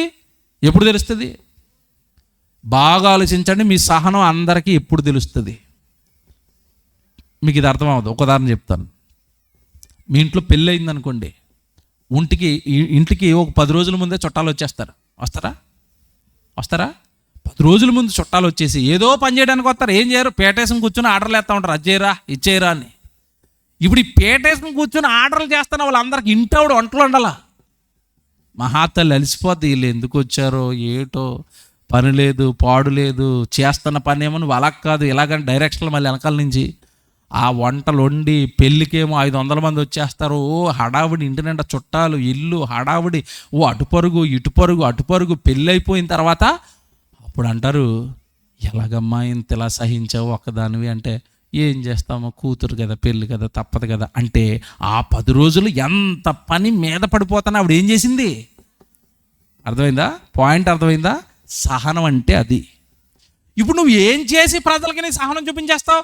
మీటింగ్ చేస్తున్నారండి, రోజు పని అండి, ఇంతమందికి వంటలు చేయటం, అందరిని కూర్చోబెట్టడం, కుర్చీలు వేయటం, సౌండ్లు పెట్టడం, పబ్లిసిటీ చేయటం, ఓ పనులకి. మీటింగ్ 3 రోజులు చేస్తే 4 రోజులు చేస్తే ఇంత పని అంటే ఆ పనిని వాళ్ళు ఏం చేస్తున్నారు? సహిస్తున్నారు. అలా సహనాన్ని సకల జనులకు మనం ఏం చేయాలి?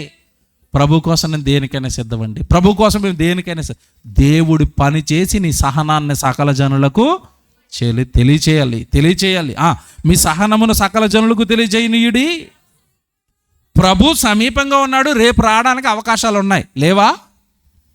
ప్రభు దినం ఎప్పుడు వచ్చినా మనకి తెలియదు, దొంగ వచ్చినట్లుగా వచ్చినాడు. ప్రభు సమీపముగా ఉన్నాడు, జాగ్రత్తగా వినండి, ప్రభు సమీపముగా ఉన్నాడు. దేని గూర్చి మీరేం చేయొద్దట? చింతపడ్డావా సమాధానం పోయిద్ది. బాగా ఆలోచించుకోండి నేను చెప్పేది. మీరు దేని గురించి చింతపడకండి, దేని గురించి బాధపడకండి. ఆరోగ్యం పోతుందా? పోనివ్వండి. శరీరం ఆరోగ్యంగా ఉన్నవాడు ఏమైనా 100 ఏళ్ళు బతుకుతాడా? పోనివ్వండి. డబ్బులు పోతున్నాయా? పోనివ్వండి. పరలోకంలో సమకూర్చబడుతున్నాయా? దేవుడి పనులు డబ్బులు ఖర్చు అయిపోతున్నాయా? పండవండి. పరలోకంలో దేవుడి కోసం నిద్రలేని రాత్రులు గడుపుతున్నా పోలేండి, దేవుడి కోసం కదా. దేనికోసం మనం ఏం చేయకూడదట? ప్రార్థనకి రానోళ్ళని, ఈరోజు ప్రార్థనకి రానోళ్ళని అడగండి, ఏ ప్రార్థనకి రాలేదంటే చిన్న పని ఉండి రాలేదు బ్రదర్ అంటాడు.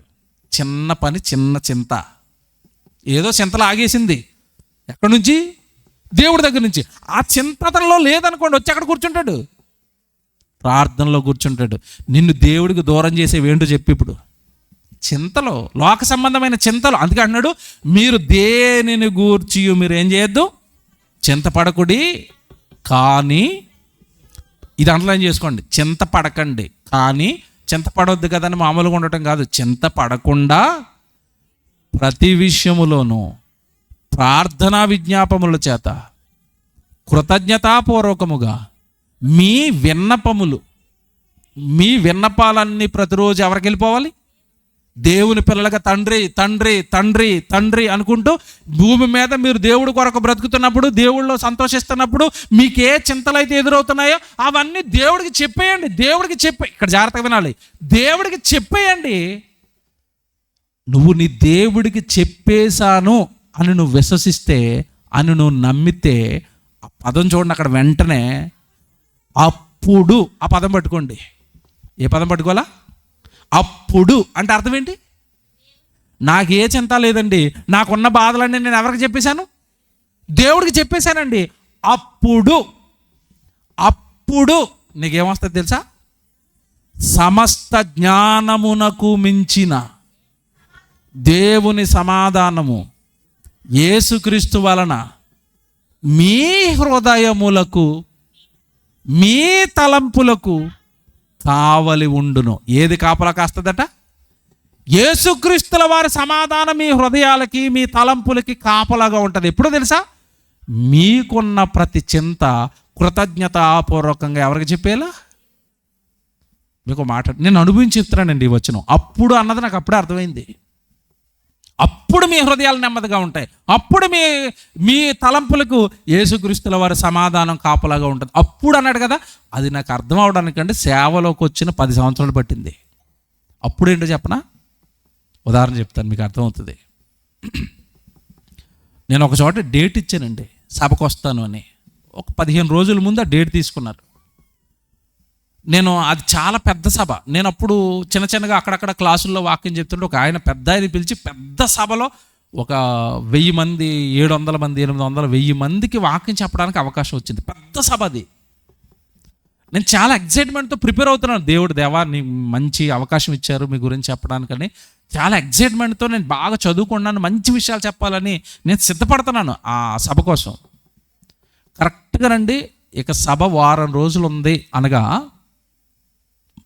నా కుమారుడికి జ్వరం వచ్చింది. జ్వరంలో ఎలాంటి జ్వరం అంటే భయంకరమైన జ్వరం, డెంగ్యూ జ్వరం అనేవారు తెలుసా, ప్లేట్లెట్స్ పడిపోతూ ఉంటాయి. ఆ జ్వరం వచ్చింది. ముందు 3 రోజులు హాస్పిటల్ తిప్పాం, తగ్గటం లేదు. 4వ రోజు హాస్పిటల్ అడ్మిట్ చేస్తాం. అడ్మిట్ చేస్తే వెంటనే టెస్టులు చేశారు, ప్లేట్లెట్స్ పడిపోయి. ఎంతకు వచ్చేసానంటే 20-30 వేలకు వచ్చినాయండి ప్లేట్లెట్స్. ఇంకొక పక్క వాడు వాంతి చేసుకుంటుంటే వాంతులోంచి రక్తం పడిపోతుంది. మధ్యలో ఒకే రోజు గ్యాప్ అండి, 4వ రోజు. ఇంకా ఆ రాత్రి గడిచింది, అలా వైద్యం చేయిస్తున్నాం. తెల్లవారు ఉదయాన్నే బయలుదేరిపోవాలి, నేను సభకి వెళ్ళిపోవాలా. కుమారుడు ఇలా ఉన్నాడు. ఆడంటే ప్రాణం, నాకు పిచ్చి. ఎందుకంటే భయంకరమైన పరిస్థితుల్లో నుంచి బ్రతికించాను వాడిని. చిన్నప్పుడే 2వ నెలకే హాస్పిటల్లో పడిపోయాడండి. వాడు అవయవాలన్నీ కూడా అక్కడ ఉండవు, భయంకరంగా ఉంటాయి లోపల. దాన్ని సెట్ చేయడానికి ఇక్కడి నుంచి ఇక్కడ వరకు కోసేశారు 3 సార్లు 11 నెలల లోపు. అంతటి భయంకరమైన ఆపరేషన్లు అయ్యి వాడిని నేను సుమారు 3-4 సార్లు రక్తం ఇచ్చాను. నా రక్తం వాడికి ఎన్నో కష్టాలు పడి బతికించేవాడిని వాడిని. అసలు వీక్గా ఉంటాడు, ఏదైనా అనారోగ్యం చేసిందంటే తట్టుకునే శక్తి వాడి దగ్గర తక్కువ. పాపం ప్రారంభంలో పాలు లేవాడికి, అంత సెలైన్స్ మీద బతికాడు. నేను నిజంగా చెప్తున్నానంటే అదొక పెద్ద, నాకు ఎటు తేల్చుకోలేని స్థితిలో, ఎటు తేల్చుకోవాలి, ఇటు కొడుకు హాస్పిటల్లో భయంకరమైన పరిస్థితి, అటు మీటింగ్, పెద్ద మీటింగ్, దేవుడి కోసం చెప్పే అవకాశం. నిజంగానండి ప్రార్థన చేసుకున్నాను, తండ్రి మీ పనిలోనే ముందుండమన్నారు, ఏవైనా మీరే ముందని చెప్పారు. భార్యకు జాగ్రత్తలు చెప్పాను. అక్కడ చూసుకోవడానికి 1-2-3 సహోదరులకి, నాన్న నేను వెళ్ళిపోతున్నాను మీరే చూసుకోండి అని. మా సంఘస్థులు చాలా మంచోళ్ళండి, చాలామంది వచ్చేసారు, సంఘస్థులు ఉన్నారు అక్కడ. అందరినీ పెట్టాను, నేను సభకు బయలుదేరిపోయాను. నిజం మీరు నమ్మరండి, సభకి వెళ్ళిపోయి వెళుతున్నప్పుడు ఇదే అంత ఆలోచనలో ఏమవుతుందో మధ్యలోకి వెళ్ళేసరికి ఏ వచనం, మీకు సమాధానం కావాలి అంటే, మీ తలంపులకు కానీ మీ హృదయానికి కానీ సమాధానం కావాలి అంటే, మీకున్న చింతలన్నీ కృతజ్ఞతాపూర్వకంగా మీరు ఆయనకి అప్పగించేయండి. అప్పుడు మీ హృదయాలకు ఏం కలుగుతుంది? సమాధానం అన్నాడు కదా. ఈ వచనం గుర్తొచ్చింది. మధ్యలోకి వెళ్ళేసరికి అలా కళ్ళు మూసుకొని ప్రార్థన చేశాను, తండ్రి మీకు అప్పగించేస్తున్నాను, నేను వెళ్ళిపోతున్నాను. నిజమండి, ఒక డెంగ్యూ వచ్చినోడికి కనీసం వారం రోజులు 10 రోజులు పడుతుంది హాస్పిటల్ డిశ్చార్జ్ అవ్వడానికి, ఆ ప్లేట్లెట్స్ పెరగడానికి. నేను అలాగే వెళ్ళిపోయానండి, మొత్తం ఆలోచనలన్నీ డిలీట్ చేశాను. ఇంకా ఆలోచించకూడదు. ఇక్కడ ఆలోచించాను, అక్కడ ప్రసంగం చెప్పలేను, పాడైపోద్ది, ప్రసంగం పాడైపోద్ది, వేదిక పాడైపోద్ది. మొత్తం డిలీట్ చేశాను, మీకు అప్పగించేంత అంటారు. ఇంకా బాగా అక్కడికి వెళ్ళిపోయాను, ప్రసంగం చెప్పాను. ఆ రోజు రాత్రికి ఉండాల్సి వచ్చింది సభలో, రాత్రికి ఉండిపోయాను. ఆ రోజు రాత్రి బయలుదేరుతున్నాను, తెల్లవారేసరికి మళ్ళా హైదరాబాద్కి. విషయం అండి, నేను వస్తున్న టైంకే మధ్యలో ఫోన్ వచ్చింది, తగ్గిపోయింది, ప్లేట్లెట్స్ పెరిగిపోయాయి, వాడు భోజనం చేస్తున్నాడు. అప్పుడు అప్పుడు అన్న మొక్క నాకు అప్పుడు అర్థమైంది, మీకు ఇప్పుడు అర్థం చేయించాను. అది అప్పుడు అన్నాడు కదా. ఎప్పుడట? నీకున్న చింత అంతా ఆయనకు అప్పగిస్తే అప్పుడు మీ హృదయాలలో యేసుక్రీస్తుల వారి సమాధానం నిలుస్తుంది. అంతే కదా. ఆయన ఇచ్చే సమాధానం ముందు మనుషులు ఎవరిస్తారు చెప్పండి సమాధానం? అనారోగ్యాలు పాడు చేయటం, పాపం నుండి విడిపింపబడటం, సేవలో వాడబట్టడం, ఇవన్నీ ఆయన ఇచ్చిన సమాధానాలే కదండి. ఎవరిస్తారండి ఇవి? ఎవరు చేయగలరు ఇవి? అప్పుడన్న మాట నాకు అప్పుడు అర్థమైంది. అమ్మ నాయనో, మనకున్నవన్నీ దేవుడికి చెప్తే దేవుడు మనకి ఏమిస్తాడు? సమాధానం ఇస్తాడు. కానీ మనం దీన్ని నమ్ముతాం ఏంటి? ప్రమాదం రాగానే ఎవరికి ఫోన్ చేస్తాం చెప్పండి? మీరు చెప్పండి, నిజం చెప్పండి. పరలోకమందున్న మా తండ్రి అంటవా? కాదు, తమ్ముడా ఎక్కడున్నావురా? లోకంలో ఉన్న మనుషులు నమ్ముతున్నట్టు పరలోకంలో ఉన్న దేవుడిని నమ్ముతాం మనం. మీరు అప్పగించేయండి, అప్పగించేస్తే నేను నా తండ్రికి చెప్పేశాను. రాత్రి తమ్ముడు ఫోన్ చేశాడండి, అర్ధరాత్రి కరెక్ట్గా 1 గంట ఏమో అవుతుంది. 1 గంటకు ఫోన్ చేశాడు. వాళ్ళ అమ్మకి సీరియస్, చాలా బాధ, ఏడుస్తున్నాడు. ఫోన్ చేసి, అన్నయ్య మీరు ప్రార్థన చేయండి అన్నయ్య, మా అమ్మ చాలా భయంకరమైన సిచ్యువేషన్లోకి వెళ్ళిపోయింది. ఏడుస్తున్నాడు. వాళ్ళ అమ్మకి చాలా భయంకరంగా ఆరోగ్యం పాడైపోయిందని రాత్రి ఆ టైంలో హాస్పిటల్కి తీసుకెళ్తున్నారు. నొప్పి వచ్చేస్తుంది లోపల. పడుకునే ముందు తమ్ముడు ఫోన్ చేశాడు. నాకు చాలా బాధ అనిపించింది, ఎందుకంటే తల్లి అలాగ అయిపోతే ఆ బాధ ఎలాగ ఉంటుందో నాకు తెలుసు. ఆ టైంలో నేను మోకాలు లేసి బెడ్ మీద అయితే అలా కళ్ళు మూసుకుని ప్రార్థన చేశాను, తండ్రి తల్లి లేని బాధ ఎలా ఉంటుందో నాకు తెలుసు. నా తల్లి పడిపోయినప్పుడు నేను ఎంత బాధపడ్డా నాకు తెలుసు. తమ్ముడు ఏడుస్తున్నాడు, మీ చిత్తం అయితే కరుణించండి, మీ చిత్తం చూపించండి, మీ కృప చూపించండి. నేను నిజంగానే ఆ ప్రార్థన చేస్తే ధైర్యం వచ్చింది నాకు. అమ్మయ్య, దేవుడికి చెప్పేశాం, ఖచ్చితంగా దేవుడు ఏం చేస్తాడు, సాయం చేస్తాడు. హాయిగా పడుకున్నాను. పొద్దున్న లేసరికి తమ్ముడు ఎలాగుందంటే, అనయ్య బాగానే ఉంది, ఎంత బాగుంది. అసలు దేవుడికి చెప్పేస్తే చాలా బాగుంటుంది తెలుసండి. మీకు ఉన్నవేవన్నీ దేవుడికి చెప్పండి. మళ్ళీ చెప్తాను, మీరు దేవుడికి చెప్పండి. మనం దేవుడిని నమ్మవండి. దేవుడికి చెప్పేశాను, నేను హాయిగా ఉంటాను, శాంతిగా ఉంటాను, సమాధానంగా ఉంటాను. ఎవరితోనూ నాకు వివాదం వస్తుంది, తండ్రి అతను క్షమించు తండ్రి, నాకు అతనికి ఏం లేదు తండ్రి, మీకు అప్పగిస్తున్నాను తండ్రి, నేను ఏమన్నా తండ్రి, నువ్వు వదిలేసేదాన్ని, నువ్వు ఎలా ఉంటావు తెలుసా, సమాధానంగా. మనం దేవుడికి చెప్తామా, మనుషులకు చెప్తామా చెప్పండి. గొడవ వస్తే అందరికీ నలుగురు చెప్పాలి, ఆడికి నాకు గొడవ అయింది, ఆడు అలాగన్నాడు తెలుసా అంట. దేవుడికి చెప్పు, గొడవని తీరుతాడు, ఇద్దరిని ఒకటి చేస్తాడు. మనుషులకు చెప్తే, అవునా నాకు ముందే తెలుసు ఆడు అలాంటి అని ఇంకొక 4 చేస్తాడు. ఉన్న బంధం కాస్త ఎవరికి చెప్పాలో తెలియదండి ఇంతకాలానికి.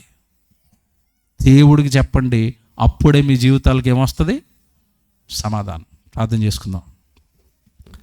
ప్రేమ కలిగిన తండ్రి దేవా, మీ మాటలు చదువుతున్నా వింటున్నా ఎంత ఆనందం, ఎంత సంతోషం తండ్రి. సమాధానం లేని మనుషుల మధ్యలోనికి మీ కుమారుని పంపించారు, క్రీస్తును. ఆయన మాటల ద్వారా, ఆయన త్యాగం ద్వారా, ఆయన క్రియల ద్వారా మా హృదయాలలో చెరగని ముద్ర వేసి తండ్రి, దుష్టత్వంలో మగ్గిపోతున్న మాకు సమాధానాన్ని ఇచ్చారు, శాంతినిచ్చారు. ఈ భాగ్యం మాకు దక్కింది అంటే మీ కుమారుడి త్యాగం, మీ కుమారుడి కష్టం, మీ ప్రేమ తండ్రి. ఆ ప్రేమను ప్రకటించడానికి పిల్లలు ఏర్పాటు చేసిన సభలో తోడుగా ఉన్నందుకు స్తుతులు చెల్లిస్తూ, 2 రోజుల సభల్లో తండ్రి సమస్త పనుల విషయంలో మీ సహాయాన్ని అనుగ్రహించారు. ముఖ్యంగా వాతావరణం విషయంలో ప్రార్థించాము. వాతావరణాన్ని అనుకూలపరిచి సభలు జరగడానికి కృప చూపారు. స్తోత్రాలు. కన్వీనర్స్గా ఉన్న పిల్లల్ని జ్ఞాపకం చేసుకునండి. సంఘ నాయకుడు, సేవకుడు, మీ కుమారుడు ప్రిన్సిపల్ గారు కిషోర్కి తోడుగా ఉండండి. అలాగే వైస్ ప్రిన్సిపాల్ గారికి తోడుగా ఉన్న కోఆర్డినేటర్స్కి, సంఘస్థులందరికీ, స్త్రీల సమాజానికి అందరినీ పేరు పేరున జ్ఞాపకం చేసుకునండి తండ్రి. సభల కోసం ఎంతగానో కష్టపడ్డారు, ఎంతో శ్రమించారు, తోడుగా ఉన్నారు. అందుని బట్టి మీకు స్తుతులు చెల్లిస్తాం. ఈ సభల్లో తండ్రి ఎంతమంది పిల్లలైతే వాక్యం అన్నారు, వారిలో తండ్రి మీ గురించిన ప్రేమ, మీ వాక్యం గురించిన సత్యం వారిలో మొలకెత్తబడి తండ్రి మీ కొరకు బ్రతికే పిల్లలుగా అందరినీ పేరు పేరున దీవించండి. ముఖ్యంగా వేదికను అలంకరించిన నా తోటి సేవకులు, ప్రిన్సిపల్స్, అలాగే దైవ సేవకులు అందరి కోసం ప్రార్థిస్తున్నాను. వారిని, వారి పరిచయాలను దీవించండి, వారి కుటుంబాలను జ్ఞాపకం చేసుకోండి. సేవలో ఉంటున్నారు తండ్రి, కుటుంబాల్లో ఎన్నో శోధనలు, లేమి, కష్టం ఉంటుంది. వాటన్నిటిలో మీరు తోడుగా ఉండండి. ముఖ్యంగా వాక్యం ఉన్న మీ పిల్లలందరిలోనూ సమాధానాన్ని కలిగించి, లోక సంబంధమైన పాపాలకు దూరంగా ఉండి మీ కొరకు, మీ కుమారుడైన యేసుక్రీస్తు వారి వాక్యం కొరకు, సువార్త కొరకు కష్టపడే పిల్లలకు దీవించమని ప్రార్థిస్తూ, మరొక మారు ఈ 2 దినాల్లో తోడుగా ఉన్నందుకు మీకు స్తుతులు చెల్లిస్తూ, మా ప్రభువును మా రక్షకుడైన యేసుక్రీస్తు వారి పరిశుద్ధమైన నామంలో ఈ ప్రార్థన అడుగుచున్నాము తండ్రి, ఆమేన్. ఆశీర్వాదం తీసుకున్న తండ్రి అయిన దేవుని ప్రేమ, కుమారుడైన యేసుక్రీస్తు వారి కృప, పరిశుద్ధాత్మ దేవుని అన్యోన్య సహవాసం ఇప్పుడు ఎల్లప్పుడూ మనకును సమస్త పరిశుద్ధులకును, ఈ సభల కొరకు కష్టపడిన వారికి, విచ్చేసిన మీ పిల్లలందరికీ సదా తోడై ఉండి నడిపించునుగాక. ఆమేన్. థాంక్యూ. God bless.